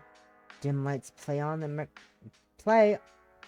meticulously polished counter, and inviting bottles of liquors and spirits gleam behind it in all colors of the rainbow. It's instantly relaxing, just as intended. In so many ways. This is Tanya's slice of life, slice of the world. Everything in its place and polished to perfection. A perfect stage for any customer wanting to relax with a touch of class. Then there's Kaoru. Sitting at a table in the otherwise empty bar. Before her lie various small tools. Brushes, screwdrivers, a little bottle of oil, and a couple dozen mechanical components. I recognize what she's fiddling with, even a casual glance. From even a casual glance. Witty and Tish finishes flying some oil before interrupting her. テーブルで銃を分解している人がいるバーって珍しいよね。I can't say I've been in many bars where someone's casually assembled their gun on a table. こういう道具はちゃんと手入れしてやればいざって時に応えてくれるものさ。定期的な掃除と点検は基本だよ。Treat these things right, and they'll treat you right. That means regular cleaning and maintenance. Kaoru keeps working away as she talks, now inspecting a tiny spring. Interested in what she's doing, I take a seat opposite of her, while careful not to touch anything. Gun! その拳銃本物じゃないよね。That pistol's real, right? エアガンかって意味なら違うよ。That's what I saw, if that's what you're at, if that's what you mean. 本当にいるの？ Do you need one? 私だって欲しくて用意したんじゃねえよ。こんなジャンクもののマカロフでも闇市場じゃ目玉が吹っ飛ぶような価格なんだから。Believe me, I wish I didn't. Even a junk Makarov like this is a rip-off on the black market. つっても文句は言えねえか。調査にしくってこいつに何度も命を救われてきたわけだし。私みたいな一般人が魔術師の相手するからには念には念を入れなきゃ。I suppose I shouldn't complain though. This can save me more than once while investigating what actually went bad. I need all the help I can get when I'm just a regular Joe going up against mages. It's fascinating. It's a fascinating piece of engineering, regardless of its purpose. She begins to put it back together piece by piece, starting from the smallest spring in cylinders and progressing towards more recognizable parts of the frame. そもそもどうやってそんなものを手に入れたのよ。 How do you do your hands in these things anyway? By now I've learned a few of Kaoru's tales. Not a hard task for someone who wears their emotions on their sleeves. One I've come to be amused by is the particular sparkle in her eyes as she begins lecturing on this fact of life or that. I wonder if she enjoys my company for the sake of my simply having someone to share her knowledge with. だいたいこの手のものの出所といえばロシア軍だね。指揮官や受給係が徴兵用の倉庫からちょっとずつくすねてくんの。旧ソ連の安物から今のロシアの最新兵器までいろんなものをね。Stuff like this starts its life in the Russian military, Russian army. Mostly commanders and armory officers skimming off the top of warehouse stocks meant for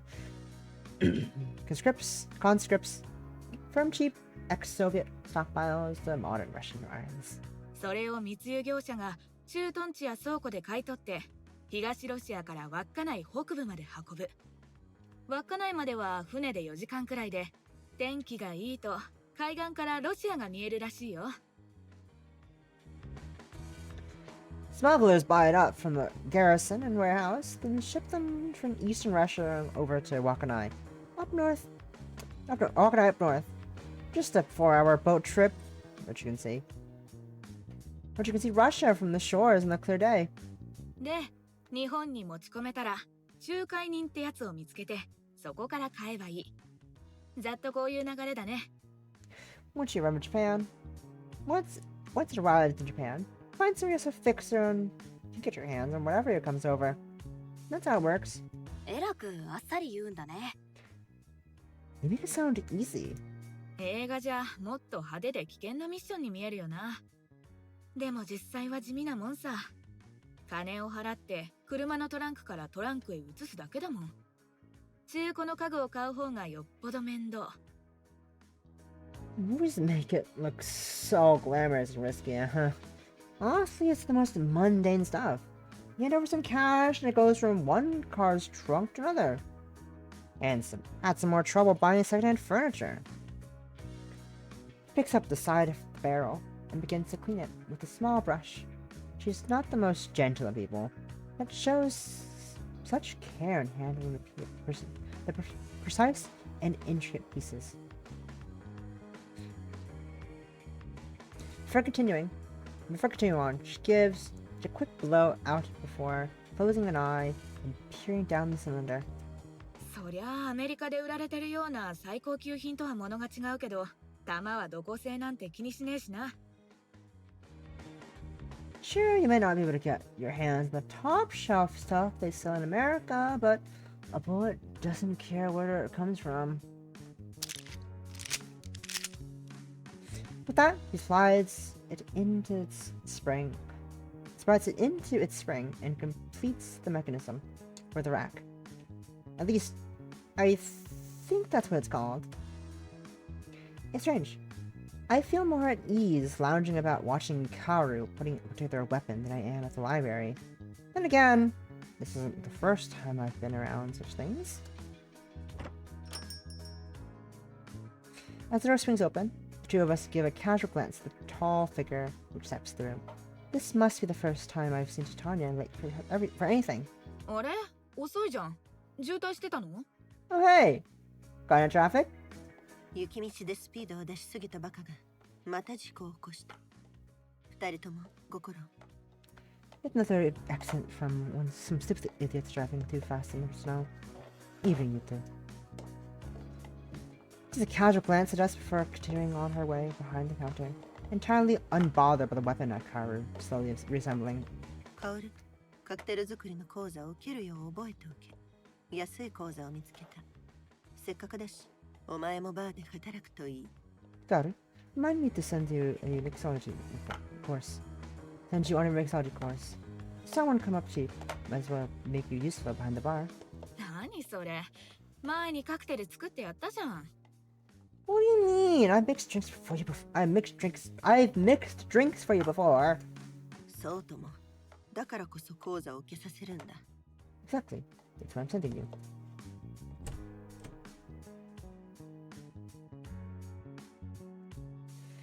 Look how arrogant to his grimace as Titania walks into the back room. As she looks to me for backup, I just shrug.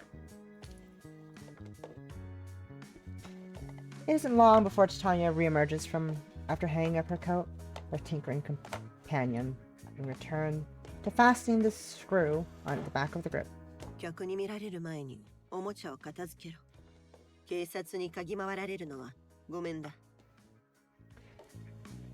Put your toy away before the customer sees them too. The last thing we need is police to figure it out. 大丈夫だって。まだ誰も来ねえよ。Come on, it's too early for anyone to come here. Oh. Sound of the door swings open. Makes the both of us, our hearts skip beat.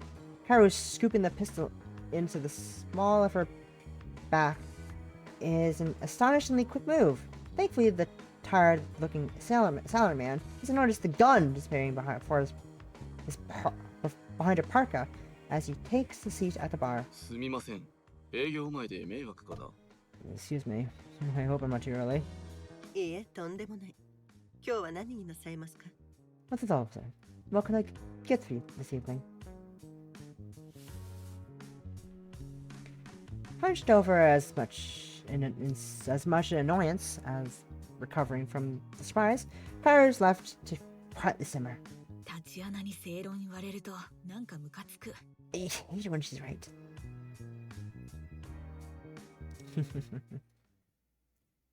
Okay, things are getting interesting. There's a gun in play. There's a gun. There's a gun around in Japan. Hiding in plain sight. Act 2, Scene 3. Marina. Go to hydrate and be back for a little more before we head out. Get back.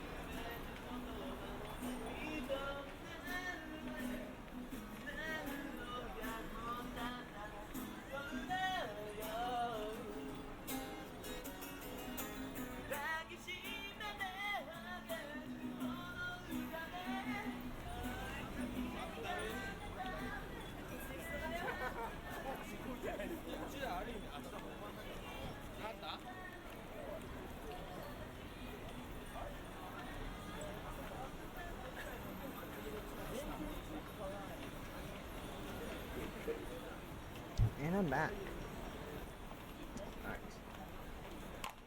A few more minutes left. Let's try to see how far we get. This air chill is refreshing as I wander the streets, making my way further downtown in no particular hurry. I have plenty of time until Tanya and Kara arrive.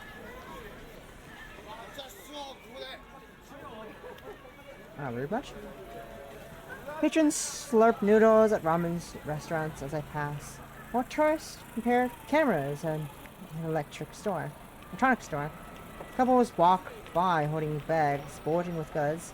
Salary men head to the subway station, laptops, briefcases slung under their arms.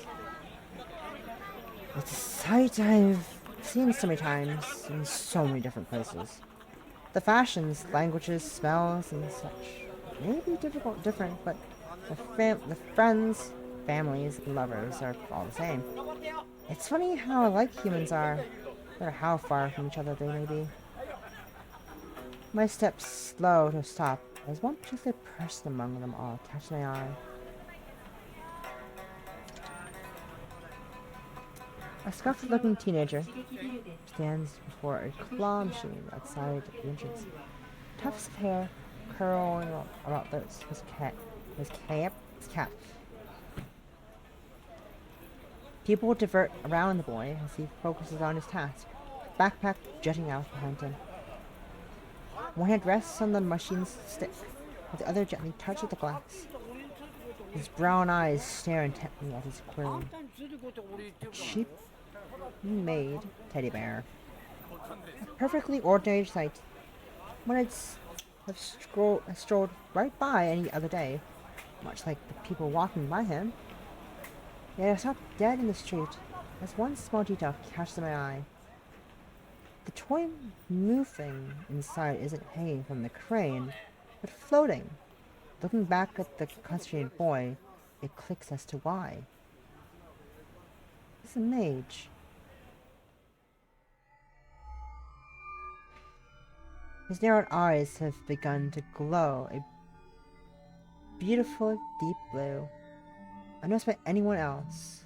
The very laws of nature are being broken while a bustling crowd moves about him.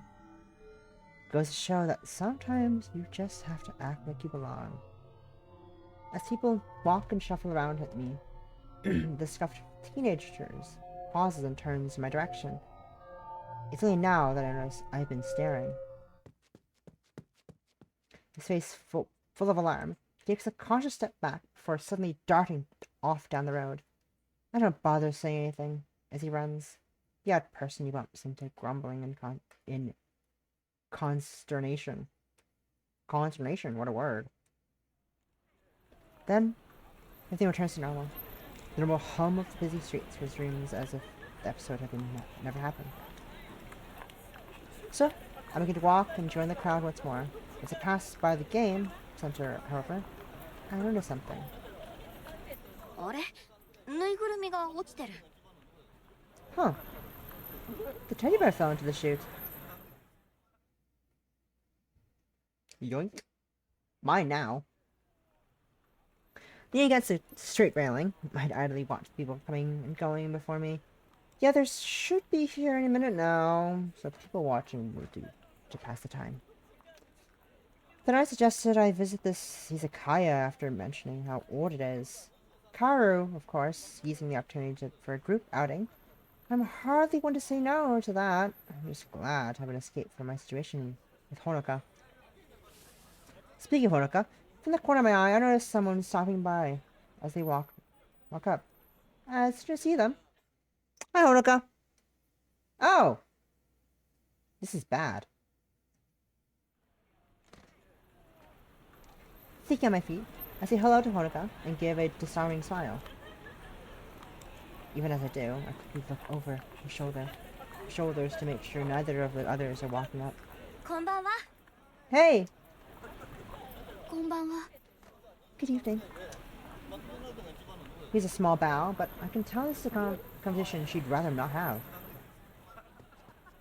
シノおい、シノってば。 Shino! Hey, Shino! And this just got worse. みっけ。おい、シノ。 Found you, Shino!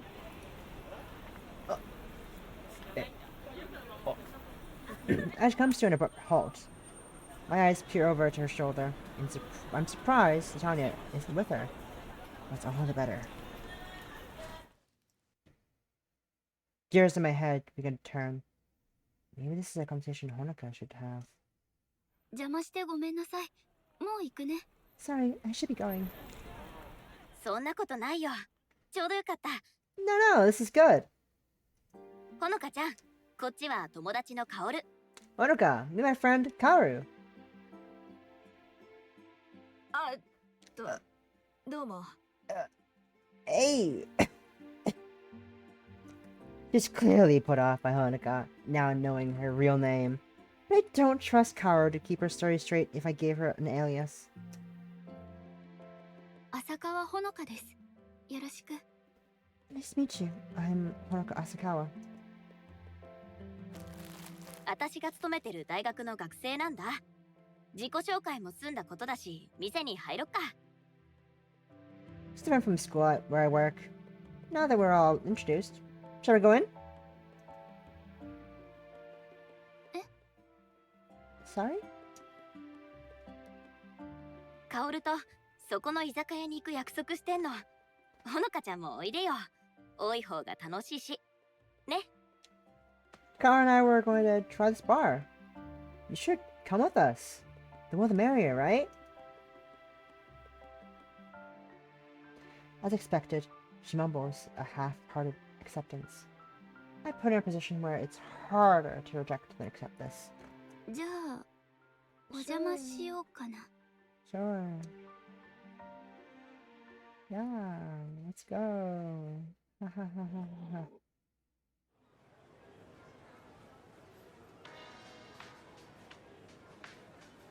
ほのかだっけ？まとめて注文するよ。何にする？ Orca, right? Might as well throw your order in as well. What will it be? ビールで、地ビールをお願いします。Just beer. A local one. フードは？まあ、好きなの頼みなよ。 No food? Well, suit yourself. Watching these two is painful. Kara's sharp voice reminds me of how oddly lyrical Honoka's soft and smooth tones are in comparison. Trying to think of something to break the ice. I remember the plastic bag beside me. そうだ、これあげる。 Here, you can have this.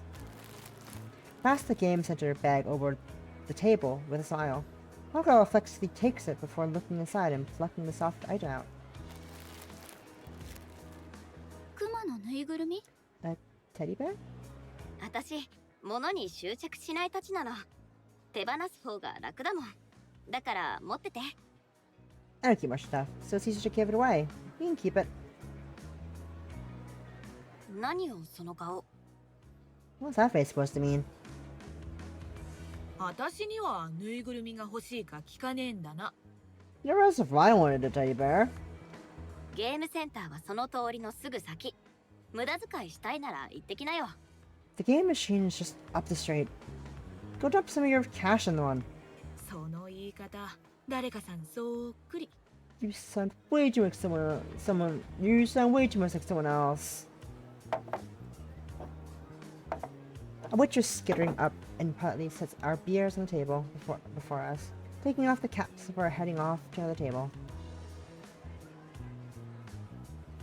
Kara and I waste no time scooping up our glasses, but I notice a small hesitation from our companion.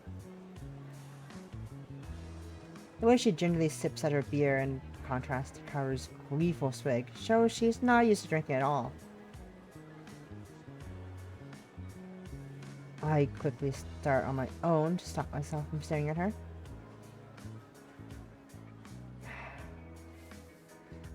I'm glad I made it to Sapporo. The beer is fantastic. I'm not too happy, well...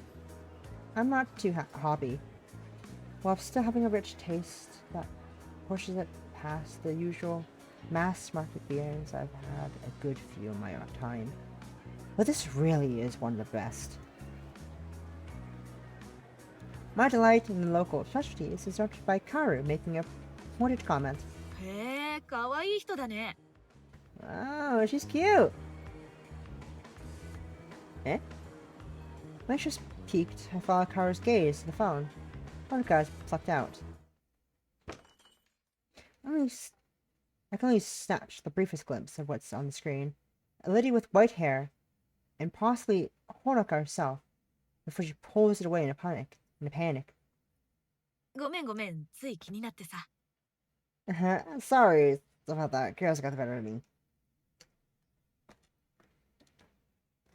She waves a hand in front of her face in apology, but it's not much help on a flustered Honoka. I'm not going to get a better look even if I ask, so it's best to move this session on quickly before Karu has a chance to actively tip her hand. Gambling. Thankfully, Honoka is the one to move the competition on for her own reasons. 二人は知り合ってどれくらいなの？ How long have you two known each other? 1ヶ月かそこらかな。A month or so? Please don't give away more than you need. She looks to me for confirmation. All I could do is passively agree. While drinking to ease her nerves, they should have just waved Honoka off.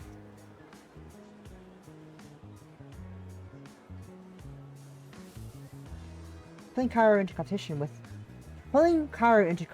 with me helps. At the point I have to hide a sigh of relief, and I see Honoka checking the time on her phone. もう遅いし、そろそろ帰らなきゃ。誘ってくれてありがとう。It's getting late. I better go. Thank you for inviting me. 全然いいよ。来てくれてありがとう。じゃあ、また来週図書館でね。No worries. I'm glad you came along. See you at school next week. じゃあな、ほのか。今度また見かけたら声かけてよ。遊びに行こう。See ya! See you around, Honoka. Say if you see me. It'd be cool to hang out again.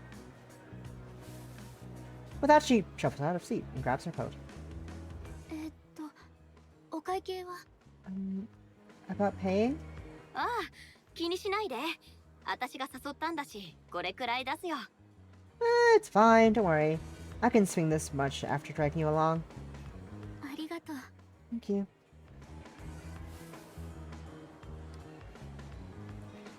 She's clearly not the type to accept free ride easily. Her nerves went out, however, as she swings her coat over her shoulders and gives it a small wave goodbye. And gives a small wave goodbye, not gives it a small wave roll. The three of us can't help but watch her leave, holding our breath until she disappears out the door. As soon as she does, a wave of relief washes over both of us. Kara practically deflates as she slouches back to her seat, helped a little by her half-drunk bottle of beer. I took a small swig of my own and said to myself, 思ったより緊張した。That's more nerve-wracking than I expected. The expected quip from Karu goes amiss. Look over to her. She's finishing up a message on her antique flip phone before sending it and cracking it shut. タチアナに問題なしって送っといた。Just letting Tanya know the coast is clear. 驚いた。その古い携帯、まだ動くんだ。I'm surprised the phone that always still works. Rather than take offense, she makes a now familiar gesture as she begins to lecture. 丈夫で安い携帯ってのは何年も使えるもんなの。これも人生を賢く生きるコツ。A good cheap phone can last you plenty of years. That's another life tip for you right there. でもさ、あんなでかい女がどうやってパッと姿を消せるんだろうな。さっきくるりと向きを変えたと思ったらすぐ見えなくなっちまった。But man, I can't get how a woman that tall could disappear so easily. Turned on her heels and faded right into the crowd before I knew it.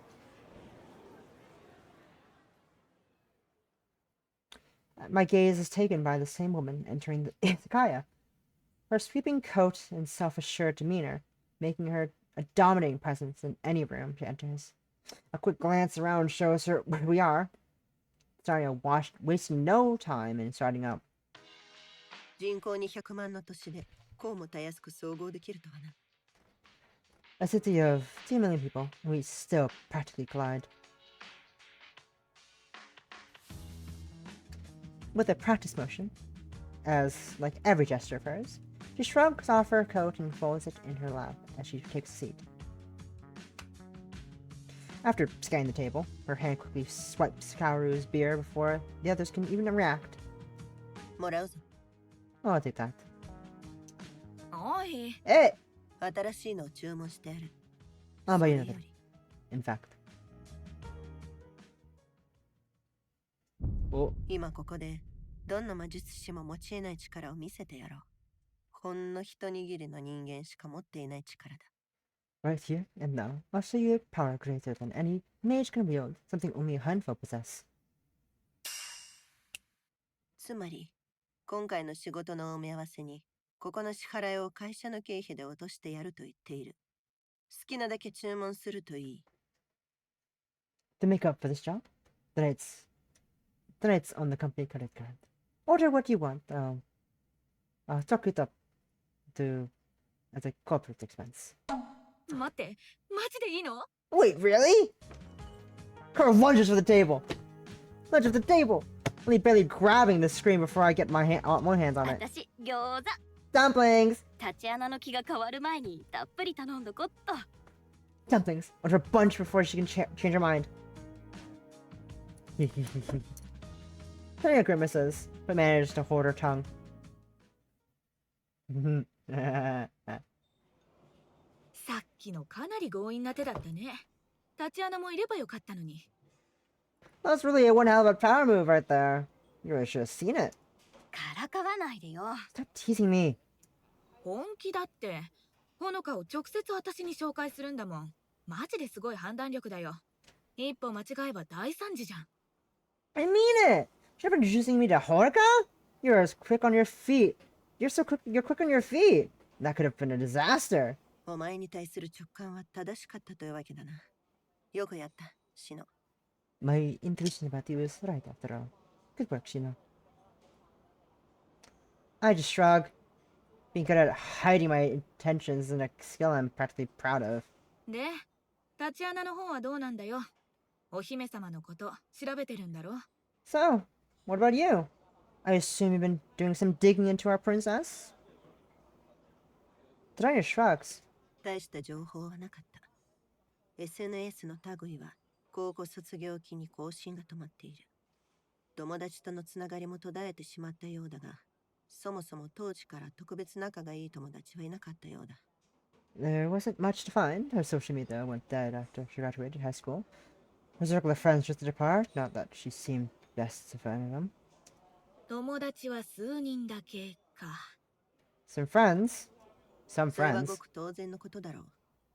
学校の友達など同じクラスになったというだけで共通点はない。Perfectly normal, actually. Most friends in school don't have that much in common, beyond their circumstances in class. あっそう、悪かったね。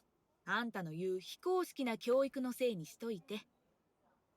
Alright, forgive me for not knowing. Blame my informal education, as you like to put it. 何にせよ、ほのかは新しい趣味について一度も投稿していない。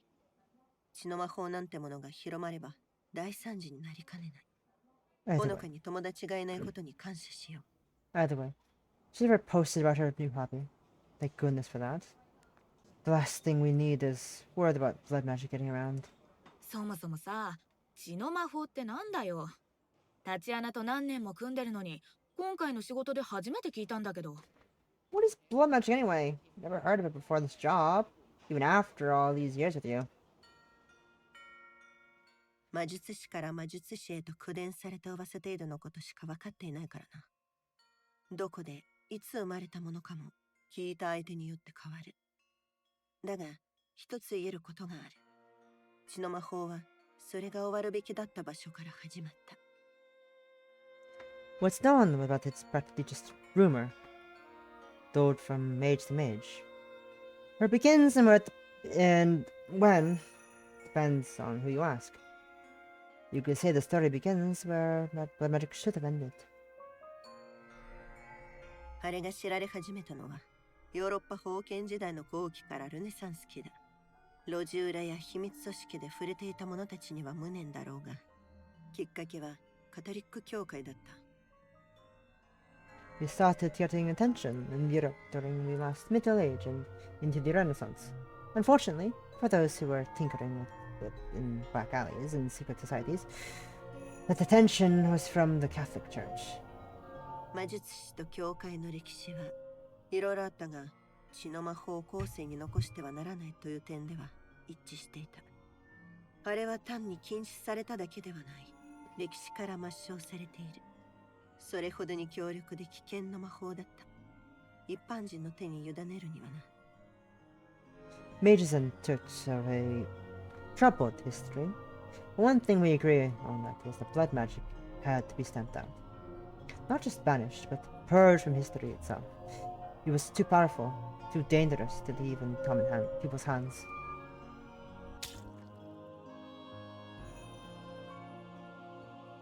勲章に暗殺、おびただしい人数の処刑を経て、その痕跡は徹底的に消された。 Between book burnings, assassinations, and horrendous number of executions, every last trace of the practice was methodically removed. Except for the た one っ book. た一冊の本を残してね。 Except for one single book.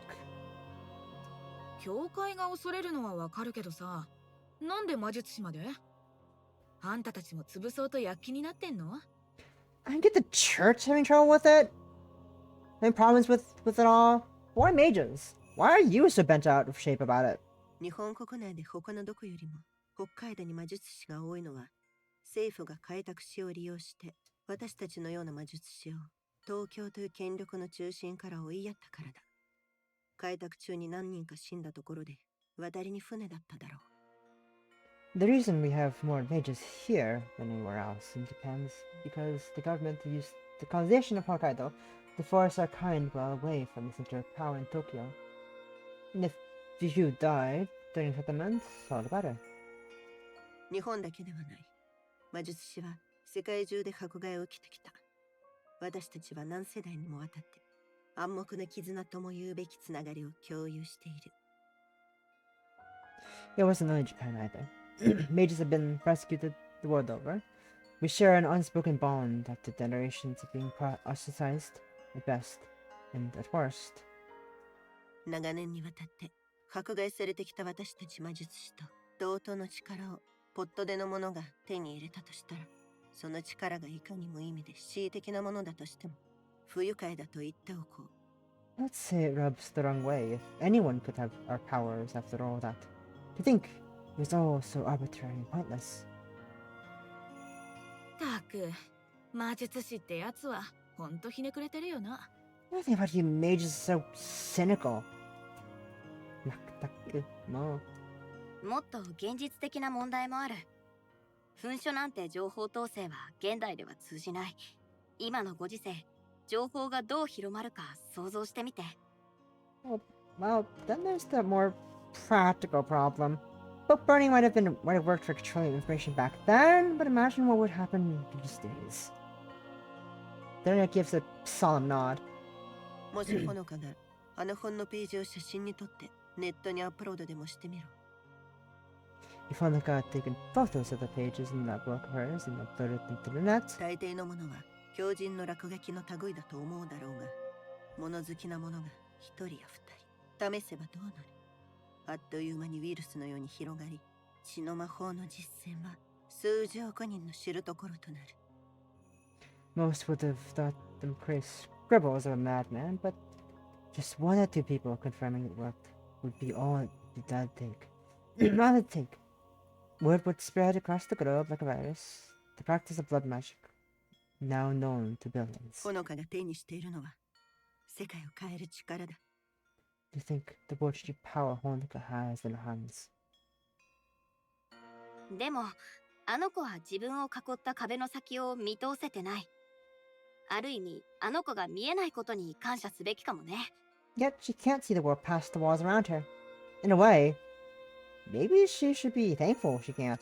そんなに危険なもんならもっと警戒した方がいいんじゃねえの？今回のターゲットはその本なんだろ？なら、ほのかが留守の間にさっさと回収すりゃいいじゃん。 If it's that dangerous, why can't we just... Why are we being so careful? The drama's about that blood magic book, right? Why can't we just grab it once she's out?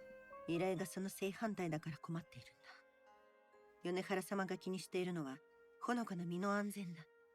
ほのか自身も周りのことを懸念しているが、本はあの方の興味の範囲外だ。 You have the wrong way around. Hoyara's interest is in Honoka's safety. From herself as much as anyone else. The book isn't her concern. 言ってしまえば私の課題だ。 Consider it my homework. Kyra throws back her head and groans loudly. I can't say I'm entirely pleased about it either. おかげで話がめんどくさくなってるってわけか。 Of course you're making this harder. 三つ目の問題もある。 There's a third problem as well. 米原様には安江という姉がいる。姉はずっと前に米原様の手で封印されたのだが、まさか彼女が生きているとは誰も思わなかった。 The client has a sister, Yasue, It seems she was sealed away long ago. Little did anyone know she was still alive. ほのかちゃんが安江さんを見つけるのに使ったのが血の魔法ってわけか。 And blood magic is what Honoka used to find her. Hikaru snaps her fingers, her face lighting up in realization. それがさっきスマホの画面に映ってた人か。 That must have been the woman on her phone screen. 安江を見たのか。 You saw her? ああ、ほのかがスマホのロック画面に自分と年上の女の人の写真を設定しててさ。それがきっと安江だろう。 Yeah. Honoka's lock screen had a photo of herself with an older woman. She must have been that Yasue, right? なるほど。あり得る話だ。まさか、安江を拝めるチャンスが巡ってくるとは思わなかった。That would make sense. I didn't expect we'd actually get the chance to see her.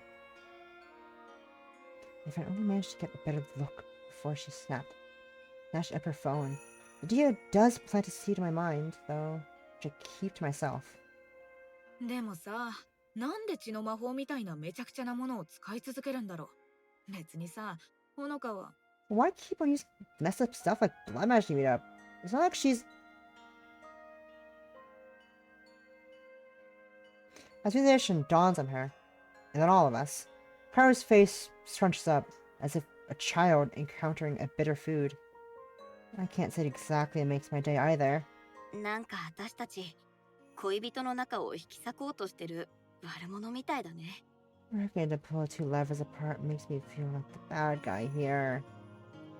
結論を急がないようにしよう。それが私たちがほのかの監視を続ける理由の一つだ。ほのかが深みにはまりすぎたら、状況をコントロールする準備を始めよう。 Let's not jump to conclusions. That's part of why we have to keep an eye on her.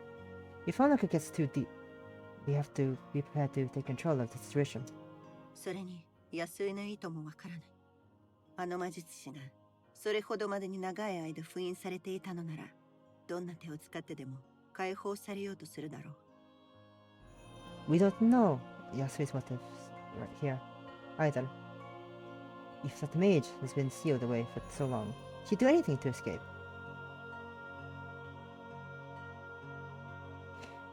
She looks at me, she looks to me, but all I can do is nod. That's why we place someone so close to her, for the risk. I don't like it, but at least this is all to keep her safe. Or at least, that's how I justify it to myself. Okay, there we go. Alright. This is a good place to stop. The space between buildings. Interesting. Okay. This is a good place to stop for today. The plot is thickening. The plot is plotting. The plot is plotting, y'all. The plot is plotting. Oops. I fucked up. Oop. Turn slowly to the left. There we go.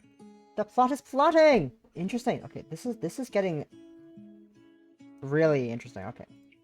I'm excited to do more of this next week. Oh my god. There's so much. Also Abby art. So I'm looking at extra menu as I got some CGs to look at later. But okay. That is it for today. Okay. Like I said before, I wasn't expecting to have like this type of like plot. This is not the plot of the game I was expecting. I didn't think there'd be some like behind the scenes group trying to get the book from Honoka for blood magic and such and make mage things. Wild, okay. But that is exciting. I want to play more, but I have to have some restraint. I need to stop. I need to do other things, and I need to go have dinner in a minute. But I can't wait for next week. Next week we're getting some more Sapphic Sunday, more Honoka. Well, I guess more Shino right now, since Honoka last we saw of quote unquote present day Honoka. She was not in the best state of mind, I guess you could say. Coffee, sorry. Not really doing great, to say the very least, I guess. But that is surely something. It surely is something. But I can't wait to see what's happening next. We're learning a lot about blood magic and its historical natures, I guess is a thing you could say. But yeah. That's, I don't have much to say. I'm just like, really excited to see what happens next. In, let's say, Act 2, Scene 4? I forgot what number it said. But I can't wait to, so interesting. My interest is hella peaked. I also can't believe. I'm worried. I really hope Yasue isn't manipulating us. Us being, sorry,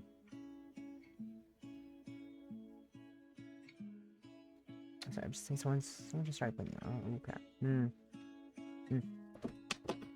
I hope she wasn't manipulating, Honoka Yasue. I hope she wasn't doing that.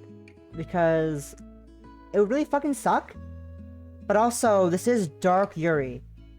So, I wouldn't put it past, Suriko for if that's what's gonna happen. I'll have some words. I'm going to write a very I'll have some words. I'll have some very shook words and shook emotions about it if that is the outcome. But that is it for me today. Next stream is going to be tomorrow, Monday, 3 p.m. EST. We're gonna go back to playing some more Misty's Izakaya. It's been a while. It has been a long while since I played Mystia, and I kinda miss it. I kinda miss running the restaurant, running Izakaya, and I'm kinda missing Toho. So that's what's gonna happen tomorrow. But for today, we're gonna go raid. Ooh, do we go right? Normal raid target or which person is also playing? You know what? Is this?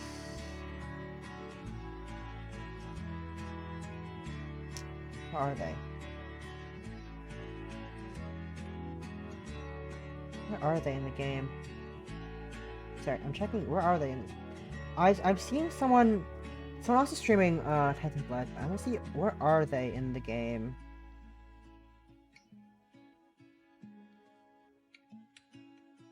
Are they before or after me? I think they're still at the very start.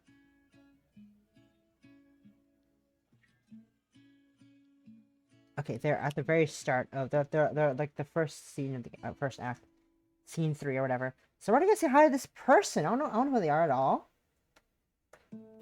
They are also in Tithe In Blood. But let's go say hi to them. Like I said, that'll be it for me today. I tried the name correctly, right? I did. That's it for me today. I'm gonna go have some dinner. Hope y'all have a lovely rest of your day, night, whatever. And until next time, hope you see you for Toho, Misty Zakaya, tomorrow, 3 Misty.